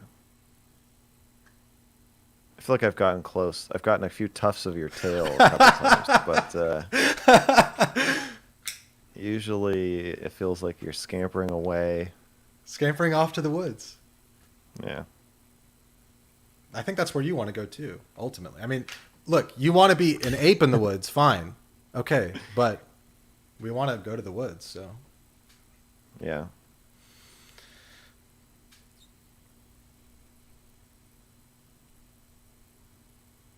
We'll hang out sometime. Okay. Well, I look forward to that. I'm not doing shrooms, though. That's all right. Steven will be there. True.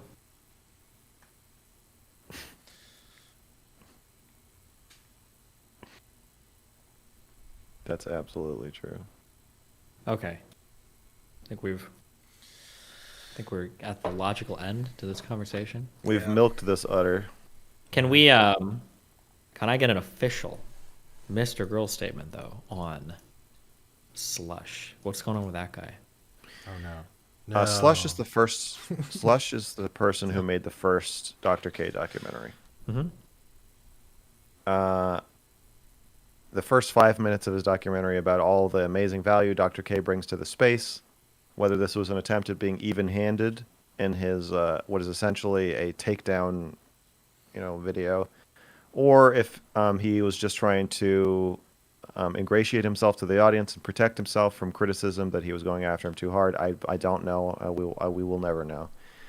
However, what ended up happening is he talked to all these primary sources and got their interviews, made this incredibly softball video, concealed some of the most damning details about Dr. K, then provided these details to me, then swore me to protect his source for these details. and asked that did not provide me any proof, even though he showed me screenshots proving them. He would not provide me the screenshots. So basically, sent me out feeling like I had a duty to report these things, but no way to prove them. So it just made me look like unhinged or making things up. And then when he asked me, "Are you trying to?" He was like, "Do you care about the fact that people mentioned in the documentary or their families could be harassed as a result of what you say?" And I said, "My first and only consideration is the truth." As a documentarian, I didn't mean as a person. I think he took this maybe more literally than I meant it. But what I meant was, if your goal is to tell a story about somebody like misbehaving, you have to just lay out the details, make your case, and then put a period at the end of it, and that's it, which is what I try to do with my video. No, don't try to control how people are looking at it. Don't try to emotionally manipulate people. And certainly don't fucking run interference for the person that you're supposedly making this expose about. He then turned around and warned all of the people that I was trying to interview that I had said that, basically implying that I don't care if they get harassed and that I'm going to just shit on everybody. So a lot of them either stopped talking to me or refused to interview me. So in effect, I think he took a figure that had done something horrible that he also thinks has done something horrible. So the other thing is, if he were like pro Dr. K, I'd probably have a very different emotional response to this.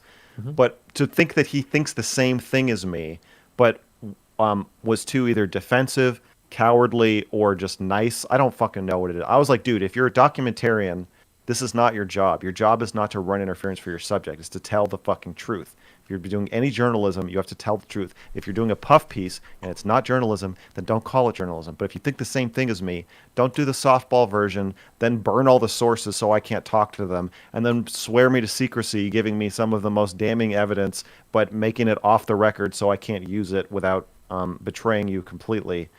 And then basically, call me an asshole for being too focused on the facts. I don't think then he got really. He doesn't view it as a reporter, though. I think he wanted to start then don't a conversation. fucking report on things. Then but he wanted to start a conversation. Stay out of it. He wanted to start a conversation about it. And then say, I'm doing. This is a conversation piece. This is not reporting. Don't conduct any interviews. Don't call it a documentary. If you're going to do journalism or documentary work, then do it right. If you're not going to, then shut the fuck up. If you're going to do it badly, then don't do it about shit involving a death and potential like mass malpractice negatively impacting thousands of people. Then just stay the fuck out of important shit and make a commentary channel talking about other YouTubers. You can call me a pedophile or a spousal abuser or whatever. Just make fucking normal like retard videos. You don't have to get involved in actual serious important shit. However, I said, if this goes on and more people get hurt, then that is on you because you are running interference for this person. And he got really mad that I said that and then tweeted out that I said that. That was an example of me saying something in a moment of impassioned anger that I don't. You said the blood is on your hands. No, I didn't say that. I just said that. He said that. Did he say that? Yes, he said I said that, but it's not true. But so another knock to his fucking reporting ability. I didn't actually say that. I just said that's on you. However, I'm fine with agreeing that the sentiment was the blood is on your hands, and I'm fine with standing by that as a statement that I basically meant. That's okay. However, I said that in a very angry moment of passion. It was meant to be a private conversation. I'm fine with him leaking that I said that. I think that's fine. But it's not something I literally believe. I don't think anybody who has any evidence or way to stop Dr. K from doing what he's doing is responsible for any future harm that comes from his actions. I don't literally believe that. What I meant was like, please, will you please do everything you can to try to make this information public and get these people to fucking talk to me and not be afraid to talk to me. That's what I meant. But I agree that I said it in an accusatory way. Clearly, he was kind of conflicted about it at all because as soon as he heard I was making the video... Can I drag him in here? I don't want to talk to him. You don't want to talk to him? No. Okay. No, I don't want to be ambushed. Well, if you're talking about him, I feel like you can't talk about him without... Well, to be fair, it's because I asked him.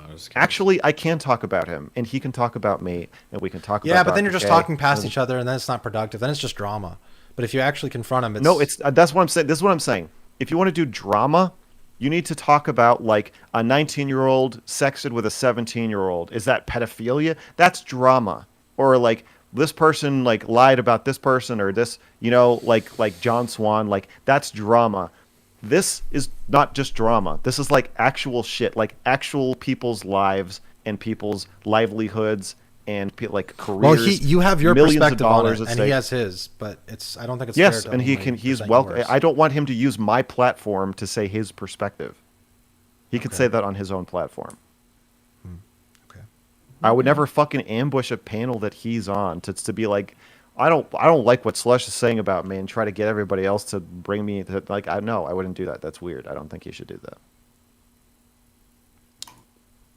That's unfortunate because I feel like he would have added a lot to this discussion, but Well, we wouldn't have had this discussion. I would have been talking to him about Dr. K the entire fucking time. yeah. Well, I kind of feel like you guys could bury the hatchet if I. What if it's on my platform at some point, or I don't know. What if it's just off stream? I mean, it doesn't have to be. Yeah, if you and me and him want to talk off stream sometime, I'm open. I'm Okay, not cool. saying I will never speak to Slush again. I don't think he's a bad person. As I said to him, I think he got in over his head. I'm very angry about it, but I don't think he's a bad dude. Okay, that's reasonable. I think he had good intentions. I think he fucked me over. And but I don't think he did that on purpose, and I don't think he's a bad person. I think he's trying to do the right thing. I just don't think he, in this case, was very good at it. That's all. Okay. You might be right. I don't even necessarily disagree. But. Well, guys, this has been great. Destiny, Thank you so much for being here. I think you helped bridge some misunderstandings, or you helped save some frustration. So I'm thankful for that. And Thanks, this has been good. I actually enjoyed this a lot. Yeah, thank you, Max, for showing up and Of entertaining. course,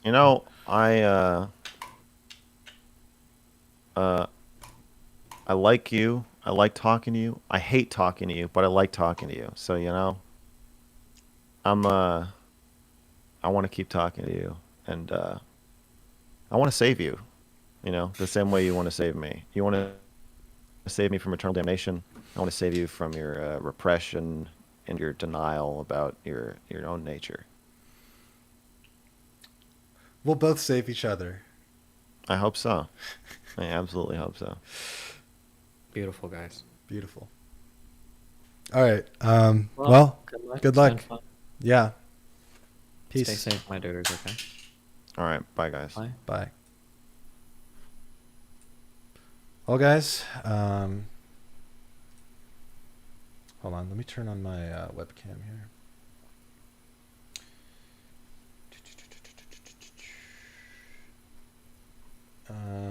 Video capture. I know there's like nobody watching, but that's okay. There's a few people watching. No, not this one. Well, I guess that one's okay. But... Okay. Interlinked. Basically, that whole conversation was the baseline test from Blade Runner. That's what it was. No, they didn't get me down. I was reading the chat up here and there, but I didn't want it to cloud my perspective too much because, I'm trying to have a conversation. I'm not trying to relay the chat, but I was paying attention a little bit. How was that? What do you guys think? I'm going to be right back. I'm going to use the restroom.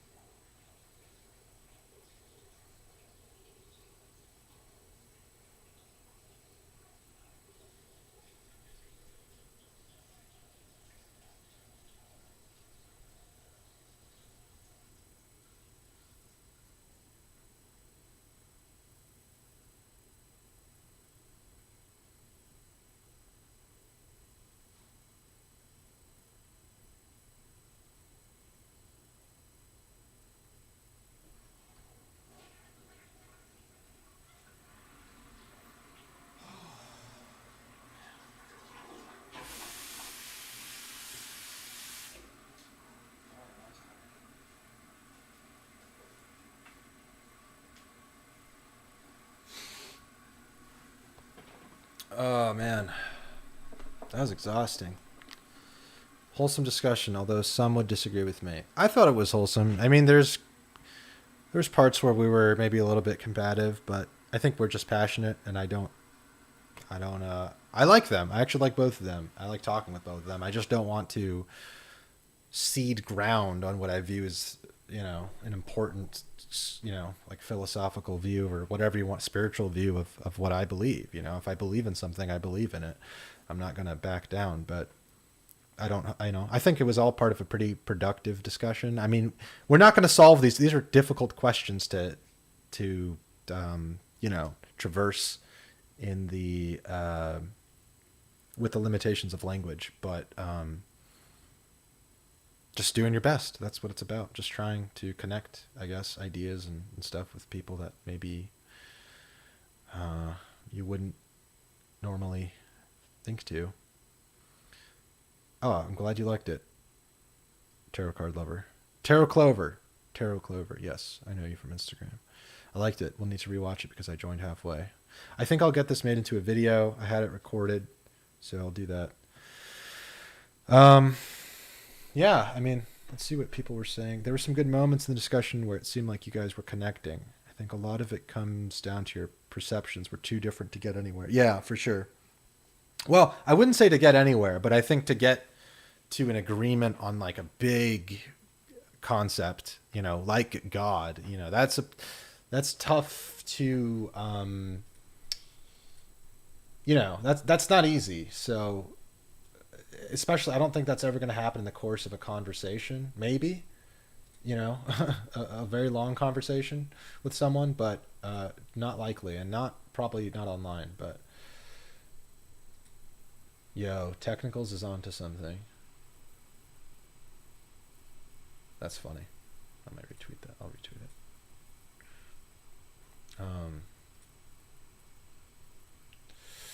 Oof. They say the first rule of improv comedy is to say yes, which keeps things moving, evolving. Yo, what's up, Sliffit? This convo felt like no, cause yeah, there was a lot of that. True. I mean, that's true. Maybe it could have flowed better conversationally. It was a lot of. It's tough, man. Like I prefer these conversations in person because when you're talking in person, it's just like, I mean, obviously you can get heated and all that, but like there is an element of just you're able to read someone's tonality and their body language and like their you're kind of more on the same wavelength. So like even if you don't agree with or understand the actual words that someone is saying or the information, you can kind of like get the vibe they're putting out, you know what I mean? So I think obviously that's lost somewhat, mostly online. I mean, you're missing the experience, right? Like that's what I was saying, but you kind of sound like a broken record just saying the word experience over and over, which I'm sure I did. But there are I mean, it's true. Like there are certain things that are just limited by experience, or well, in this case, limited by the experience of communicating through the internet on a screen, ultimately. So like that is a limited. There's only so much we could convey or we could connect over that. It was fun to understand exactly what you're talking about, just to see some people in chat say that makes no sense or something. Oh, really? Okay. So I mean, I was looking at some of that and sometimes it could be discouraging, but like, I understand that most of these people probably don't know where I'm coming from. Maybe they watched one of these other guys and they just have some aversion. People have their biases, to like any topic that sounds spiritual or, outside of a certain paradigm or whatever. So I get that. But that's good. I think it's good. I think it's okay if people in chat disagree. The point isn't to be like, this is the truth and you better agree with it or you're stupid, and maybe that's what Max was. Sometimes I feel like he thinks I'm coming at it from a dogmatic, like religious point of view where I'm talking down or like, I think I have it figured out, but it's like, it's not so much that I think I have it figured out. It's more like I've observed life enough and I've shared experiences enough with people to believe in a certain design, in an appreciation, to have an appreciation for life that exists outside of our defined boundaries of language and culture. That's, I mean, at the most simple level, that's what I would say. But there's a universality to experience is another way to put it. That's like not so much anecdotal. Good core ideas, but the conversation felt very distracted from on the fly ego and anger, which all of us get. It's just not fun, being frustrating, uneasy to watch. Felt very distracted from on the fly ego and anger. Maybe. I don't know how much of that there's only so much I can do. I don't know. Maybe, I mean, obviously I have an ego. I'm not going to say I don't, but I hope I wasn't derailing it. And maybe I was. I'm sure there was. I know there's parts where I was like, could have said this better. Could have, done something more, but yo, what's up, True Mama? Yo, is that Morgan, by the way? MMGT? I remember you. I feel like you came into it with too much good faith. Mr. Gold came into it with the audience debate to win the audience debate. See, that's well, I don't know, actually. I'm willing to be a little bit more charitable because, like, initially that's what I thought he was all about. But I think the fact that we're continuing to have these conversations, and I have talked with him off stream for whatever that's worth, which might not be too much, but I don't think he's all performative. And I'm performative too. To some extent, I'm performative, of course. So I'm not going to, again, like, I'm not saying I'm better than him. Because I don't believe I am. I just think have different perspectives. You need to take them to the woods and make them one of us. It's funny because it's like, I don't want to sound like, I don't know. I was going to say, like, I don't want to sound like I'm overly dogmatic, but if you think about it, encouraging someone to experiment with a harmless and potentially very beneficial substance that's non-addictive and non-toxic is probably one of the few things it's okay to be dogmatic about. It's like you could be dogmatic about like physical fitness and no one has a problem with, I mean, you might be annoying in your approach, your approach matters, but like, it's like if somebody never exercises and you're like, well, you should try exercising. It might improve your mood or like how you feel. And it's like, okay, well, what's the worst case scenario? That you exercise and it doesn't improve your mood? Fine. But like, it's just an experience that either they're willing to do or they're not. The difference between religion, where it's like, well, just adopt this belief system. It's like, well, that changes your entire life. And there's, maybe there's no going back from that. And maybe you're, falling into a cult that you don't want to, but having an experience, that's something else. That's unique to you. That is happening in your brain and your perspective. I do think that's okay to be encouraged. But I do hesitate a bit with how much I encourage it, because I think to certain people that comes off as very dogmatic, and like a fundamentalist religious person, even though I think that they're different. They're very different kinds of really like experience, like being in a belief, being indoctrinated into a belief system or whatever, and like following a bunch of rules is different than like, hey, have this trip and like just see what happens. Those are very different things.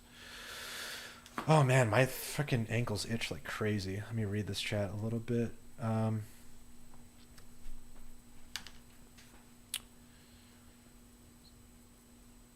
I feel spiritual topic is tricky since the terms is registered by the original spiritual belief or that background. Yeah, right. Well, the language, that's exactly right. We're limited by language, and especially English. I mean, English kind of sucks. Vague and complicated of a concept. Wants to control, it doesn't go away regardless how much spammed you. You think either you or Destiny would consider taking shrooms together? I would be down. Yeah, absolutely. I'm down. I mean, I don't want to like necessarily have like a fucking insane trip. I don't know. I mean, maybe once or twice in my life. I have respect for any, last time I tripped was like a while ago. Well, not that long, like 3 months ago, but, and I don't really need to do it very often or want to do it very often, but I'm open to doing it if it could be if it could change my perspective And yeah, I mean, I'm open to an experience that'll just enrich my life without trying to constantly, figure myself out over and over again, if that makes sense. Like, I wouldn't do a big dose regularly because it would be too much. It'd be hard to build back my ego, and ego is important for survival, for individuality, for a lot of things. You should check out The Religion for Breakfast and Let's Talk Religion. It's agnostic atheist approach to brunch of historical texts. I love that you thought you were doing this for the money. Oh, that he thought I was doing this for the money, right? Yeah, no, I don't. This is like a passion. I don't make any money off this channel. I don't even make that much money off my main channel, but I am working on some stuff, actually, if any of you are curious, like actual videos. But do you think a talk between Mr. Girl and Slush will end in a good way or even more nuclear? I think it'll end in a good way, actually. Slush is really... Oh man, I mean, I don't know how much you guys have seen, but like we don't really make episodes anymore, but we have this podcast, and me and Slush are like, he's like the yin to my yang when it comes to these kinds of philosophical conversations. Like sometimes, often, most of the time, really, like I'm kind of, I have this, I think sometimes I say things in an abstract way where it's like, I get the reaction that Destiny and Mr. Girl had, where it's like, I don't understand anything you just said, or like, I don't know what you're talking about or whatever. I think Destiny actually understood what I was saying more than Mr. Girl though, which I really like. That was actually the whole like reason I wanted him to be in this discussion. And there was I think there was like multiple occasions where I'm like saying something that I'm not sure if Mr. Girl is going to resonate with. And he's like, I don't understand what you're saying. And Destiny like understands at least most of what I'm saying, which was very helpful. I think you would really enjoy the mythology and religious scripture as historical nerd stuff. Haven't done shrooms in a year, but the stories give me similar highs when meditating. Oh, wow. That sounds awesome. Yeah, interesting. Maybe. I don't want to make it sound like I'm completely anti-scripture or like anti-tradition or organized religion either. I actually think there's a lot of wisdom to be gained from that and structure.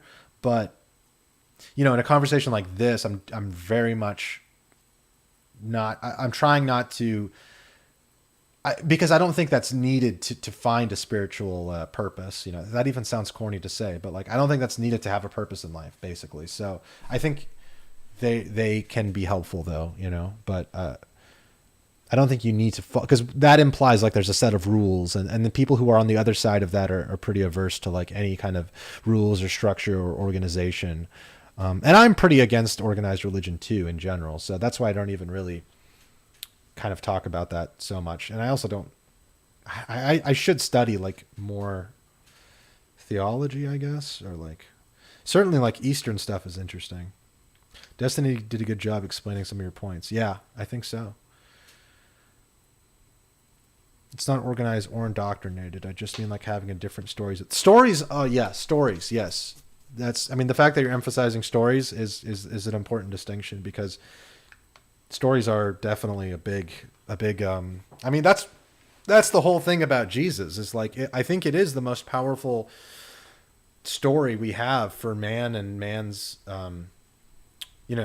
it's the only idol I would worship is the Jesus figure, it's the only thing worth worshiping. Yeah, I think Jesus is like what you would worship, if that makes sense, because it's the highest, like, just imagine, like, this is what Peterson says, but it's true. Like, just forget about everything you know about the Bible, but like the concept, the story of a person who's done no wrong to anybody, like the perfect person who's giving this message of spreading, spreading the love for your fellow man and for God and for, the world and whatever to other people, and then who gets persecuted for it and then ultimately dies for it, and is killed for it, and with all the completely misjudged by the world. And yet they die and resurrect again is the complete cycle of what I think man can aspire to, of like giving themselves up, giving themselves the idea of the self, giving the self up for the good of everyone, for the good of the people you love. And ultimately, if you love everyone, you're like the Jesus figure, you know. But I don't think anybody can be Jesus. You know, I think people can be Christ-like, as a term that people use, but like I don't think you can. The point isn't that you're going to become the Messiah or be Jesus. The point is that he's this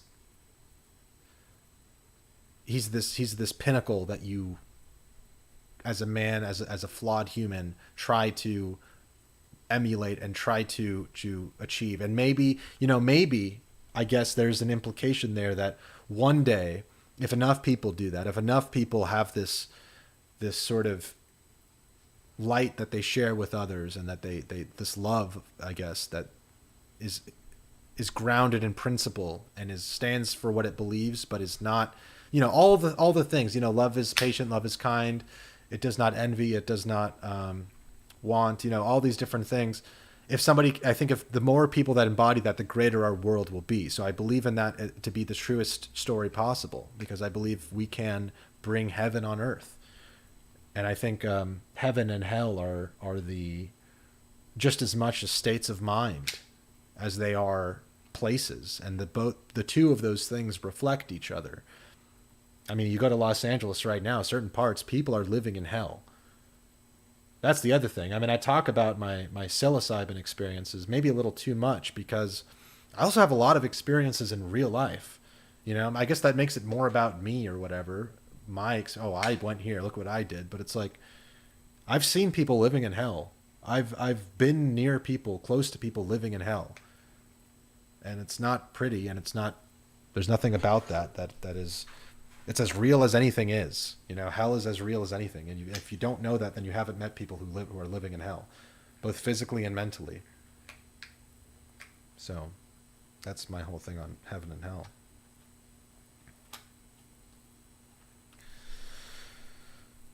Did Jesus perform a miracle, or is it all metaphorical? How did Jesus perform miracles, or is it all metaphorical? That is a question. That is something to grapple with. It's like, is man capable of miracles? You know, of like magic, basically. And that is a very interesting question. And I think the answer is yes, because I view all this technology that we're communicating through right now as a kind of miracle, as a kind of magic. But it's an external one. It's a material one. It's a little disconnected. It's a layer or two or three or four or however many layers disconnected from our experience, from our faculties, or whatever you want to call it. And so it's a kind of miracle, but maybe it's like this is like where new wave people or whatever would say, like, it's a lower vibrational type of magic or something. I mean, really, if you want to just use like modern terms, it's just, this is a type of technology. But, you know, I mean, I think psychedelics are also kind of a type of technology, and maybe even art is a kind of technology. But what we're accessing with it is not strictly the material or the physical, as we are with this technology, but something. Well, partially with this technology we are. You know, we can make art and designs and things that are beautiful through the screen, of course, but we can also make them in reality. I mean, we can also make them in something immaterial, and that's where I think emotions and love and being enamored with someone is kind of a version of that. Your LA and those walk. I mean, not just enamored. I think it could also be familial love. That's mostly where have the concept of love, actually, is just like loving family and people that have been very close to me. Not necessarily in a romantic way, but I have some experience with that too. Your LA and those walk the real life Glink series has been interesting. I see how reality responds to you differently than it does to me, clearly. What do you mean by that? I think of magic as simply the word assigned to things we don't understand, the cause for. Yes. Well, sure. Well, Kind of, yes. I mean, I think people use it that way, but I think magic is more like, if I could broaden the term, and I think it might be useful too, magic is more like when we're able to like simulate or creates. I think it's when you're able to create something in a way. I mean, maybe that's too broad. That's why I use the term creation and create, but maybe that's too, that is also too broad. It's like, I don't know the words to describe, but I think we, conceptually, like, we create our reality is what I would say, as conscious observers. We create our reality, and so if we choose to have a relationship with ourselves and with others, that's one of appreciation rather than competition and dominion and control, then that will be reflected in the world. That will be our experience. And there's always this experience to some extent, right? There's people who have that with their circle of friends or family or whatever. And if that can happen on a small scale, well, it can happen on a large scale. It's really that simple.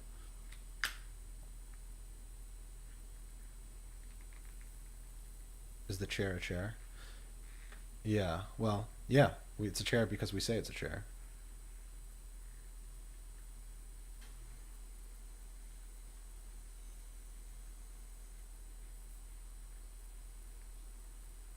Have you heard of Alexander Bard? He's a Swedish philosopher that believes we will eventually create God through technology. I've thought of that. I haven't heard of him. Maybe I have. Yeah, I mean, I don't know. I've kind of gone down that rabbit hole. Like, what if God, with like, let there be light? At first, there was darkness. Maybe that's like a darkness of consciousness. Like, there is no self awareness, there is no observer. And then let there be light is like just, the Big Bang, God just bringing life, bringing the consciousness to the creation. And maybe that's like some maybe technology is like the restart of modern technology is like the restart of that cycle. But then you get into like the whole simulation hypothesis, and I don't I don't really I don't really jive with that, because I feel like, if we can create a simulation of this reality, um, we would be working backwards from what is already the greatest creation there is. It's like our best simulations are just a recreation of what we already have. And so it's like we're only in a simulation if we choose to be. You know what I mean?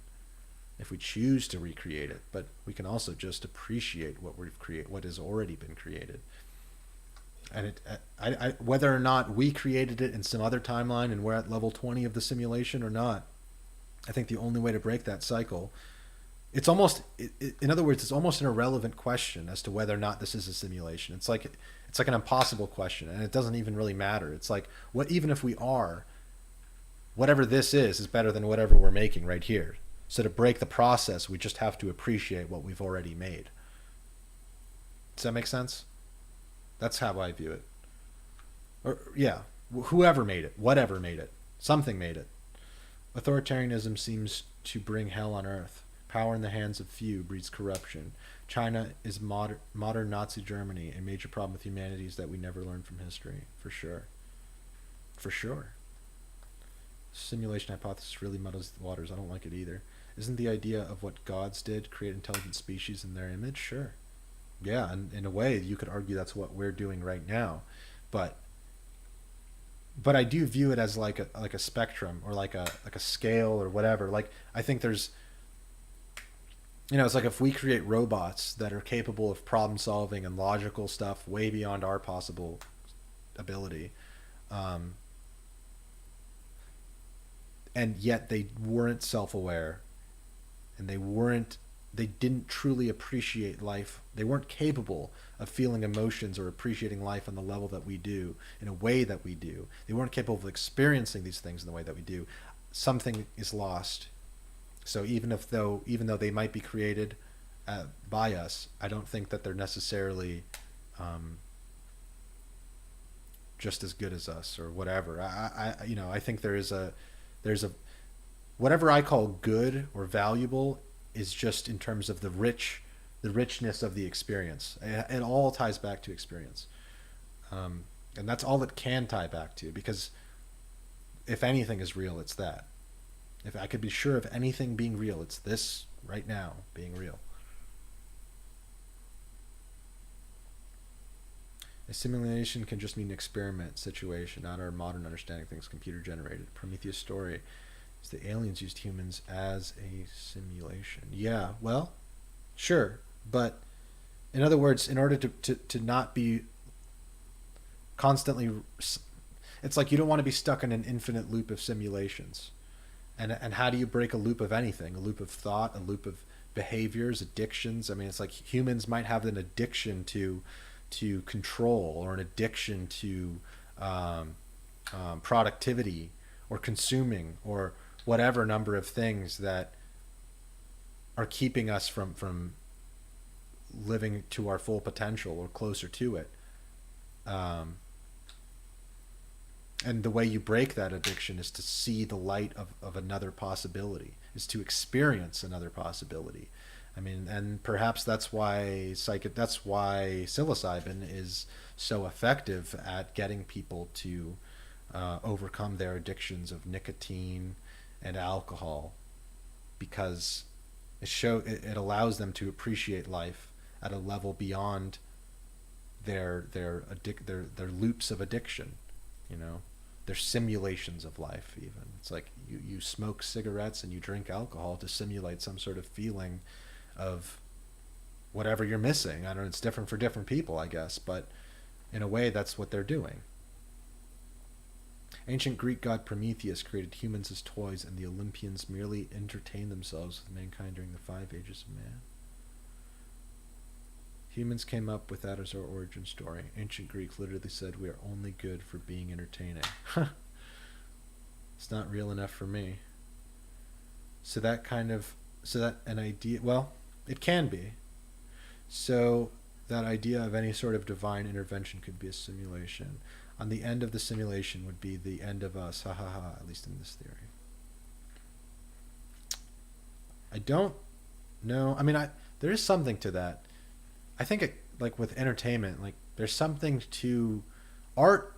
I don't even like the word art because it just sounds like there's so much baggage with that word, but the appreciation of aesthetics and of forms and of beauty, I think, is a sort of like light at the end of the tunnel that's guiding us, and we don't know where or what it's bringing to our senses, our limited capacity, but we're pulling something from somewhere beyond our understanding. You could call it God, you could call it the universe, you could call it the infinite, realm of imagination, but whatever it is something we don't understand. It's some realm that we don't fully live in, but we can interface with.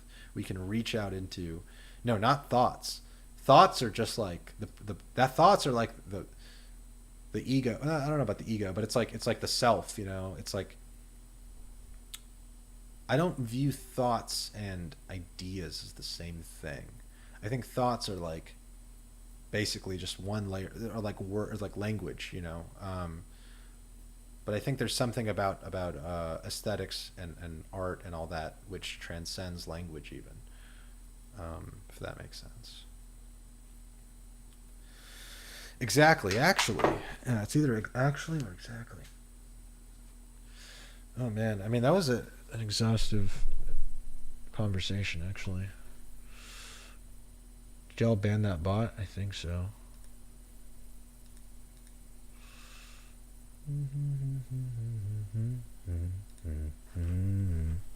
How many days do we have? The summer jazz. How many days do we have?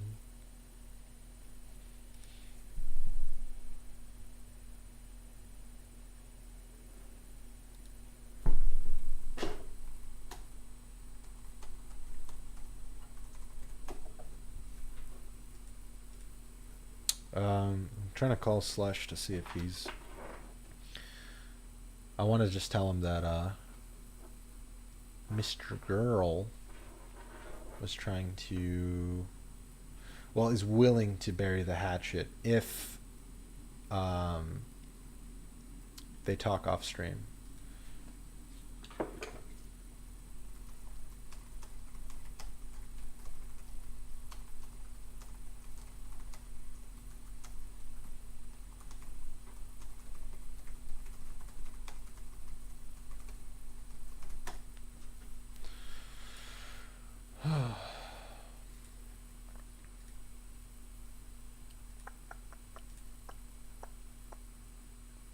This was good though. Good night. Good night, Jonathan.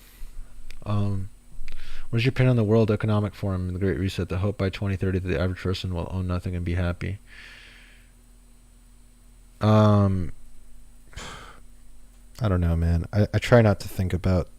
I've thought a lot of my life about like the future of, the dismal future of politics and like conspiracies and like. I'm not saying that. I mean, I'm saying conspiracy in the literal sense. Like, I'm not saying it's a conspiracy theory. I'm just saying like in people conspiring. But you gotta just. You can't spend your life worrying about that. You can't spend your life worrying about things you can't control. You gotta just be the what you want to see more of. I mean, that sounds so cliche, but like, I don't know how else to say it. Like, you can't worry about that too much. I guess just try to live your life to the way that reflects the kind of world you want to live in, and all you can really affect is the people around you and the things you do. And if you don't have that many people around you, there's things you can do to get closer to the ones you know already. Most people have someone or some people, you know. I think a lot of people are disconnected from their family, which is really sad. I think maybe I was too, but I kind of overcame that. I mean, I'm still overcoming it. It's a process always, but like I've grown closer to my family in the past couple of years, and I think that's something everyone deserves to have.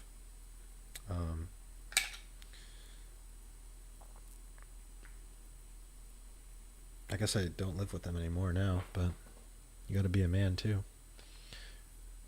You got to be an individual as well. No one. Don't. I mean, I probably make less sense if I'm. I don't know. With certain topics, when I'm high, I enjoy.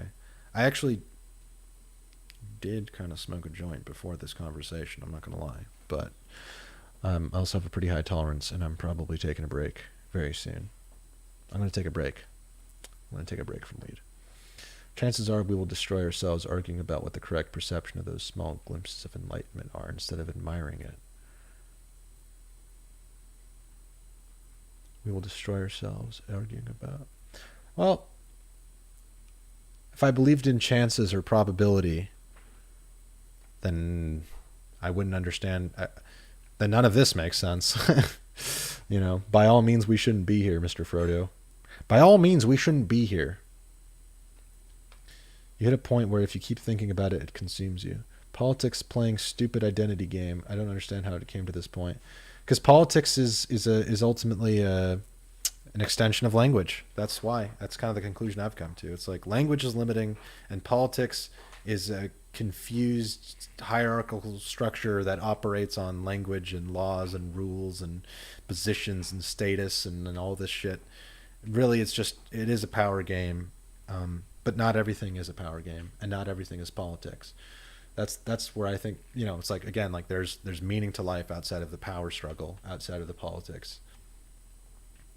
Most people already own nothing and are happy. Tons of people renting houses and automobiles, living in debt. I wouldn't ask, why does happiness have to come from owning things?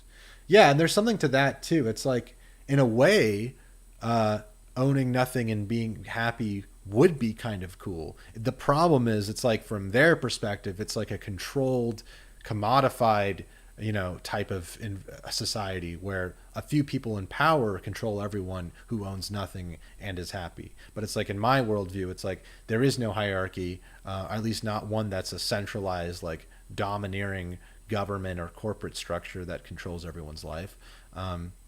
And people are sharing and harmonizing with, living in nature in a way that's not destroying the environment and not, you know, harmful to life. Both for humans and everything else, you know. Except Christ makes a whole life a lot more meaningful. Yeah. Politics basically a bunch of guys got together and said, "What if we made a cult of people who just love our country?" Yeah, basically. Well, who just love to be controlled. Yeah, I mean, really, it's the same thing. A lot of people get too deep at thinking all this, but I think it's good to at least be aware of forces that want to control individual freedom. Of course, yes, it's good to be aware of. That is true, for sure. But my thinking is like, if we went through all of COVID and people are not aware of that now, then I'm not going to be able to convince them. So it's like, I'm not going to waste my time trying to convince someone of a political reality that I think we all just basically experienced. Like, I'm not going to argue with someone about that, you know? It just doesn't seem like a good use of time. It's like, if you get it, you get it. And if you get it, then that's where I'm interested. Then it's like, okay, well, where do we go from here? You know, there's no political solutions, basically, is what I mean.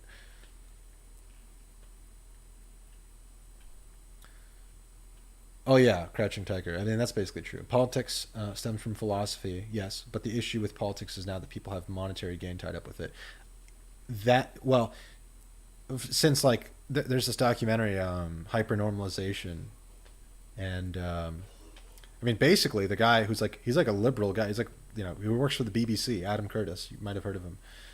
And I mean his whole analysis, which seems pretty sound to me based on like everything, you know, it's like a 3 hour documentary. He's like, the banks basically, the politics became a show, and it just became about the money, the banking systems, and this very complicated series of interconnected things that are basically tied to money and now data, you know, to technology, basically. That is the government and the corporations are an apparatus of the technological advancement we have, which is able to centralize power. That's essentially what I understand about politics now. Oh man, I'm so hungry. How many days do we have?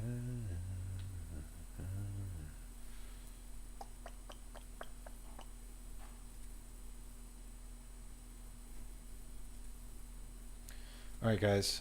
This has been great, but I am tired and hungry. Dude, hitchhiking for a couple of weeks. I was thinking about that. That would be fun. You should document it and post it on YouTube, and that would be awesome. Yes, do that. I think the problem with this is that people want to go into incorrect philosophy. Anyways, guys, it's been amazing. Thank you all for tuning in, for watching, for supporting, for everything. This has been cool, and I had a lot of fun. I'm a bit drained, but I'm actually glad this went smoother than I thought it would go. So blessed for that. All right, guys. Peace out. Have a great rest of your night, your day. Have a great week. I think things are looking up. Generally speaking, I actually am pretty optimistic, and I see it in people that I meet. I see there's an optimism growing. There's a disillusionment, and at the same time an optimism.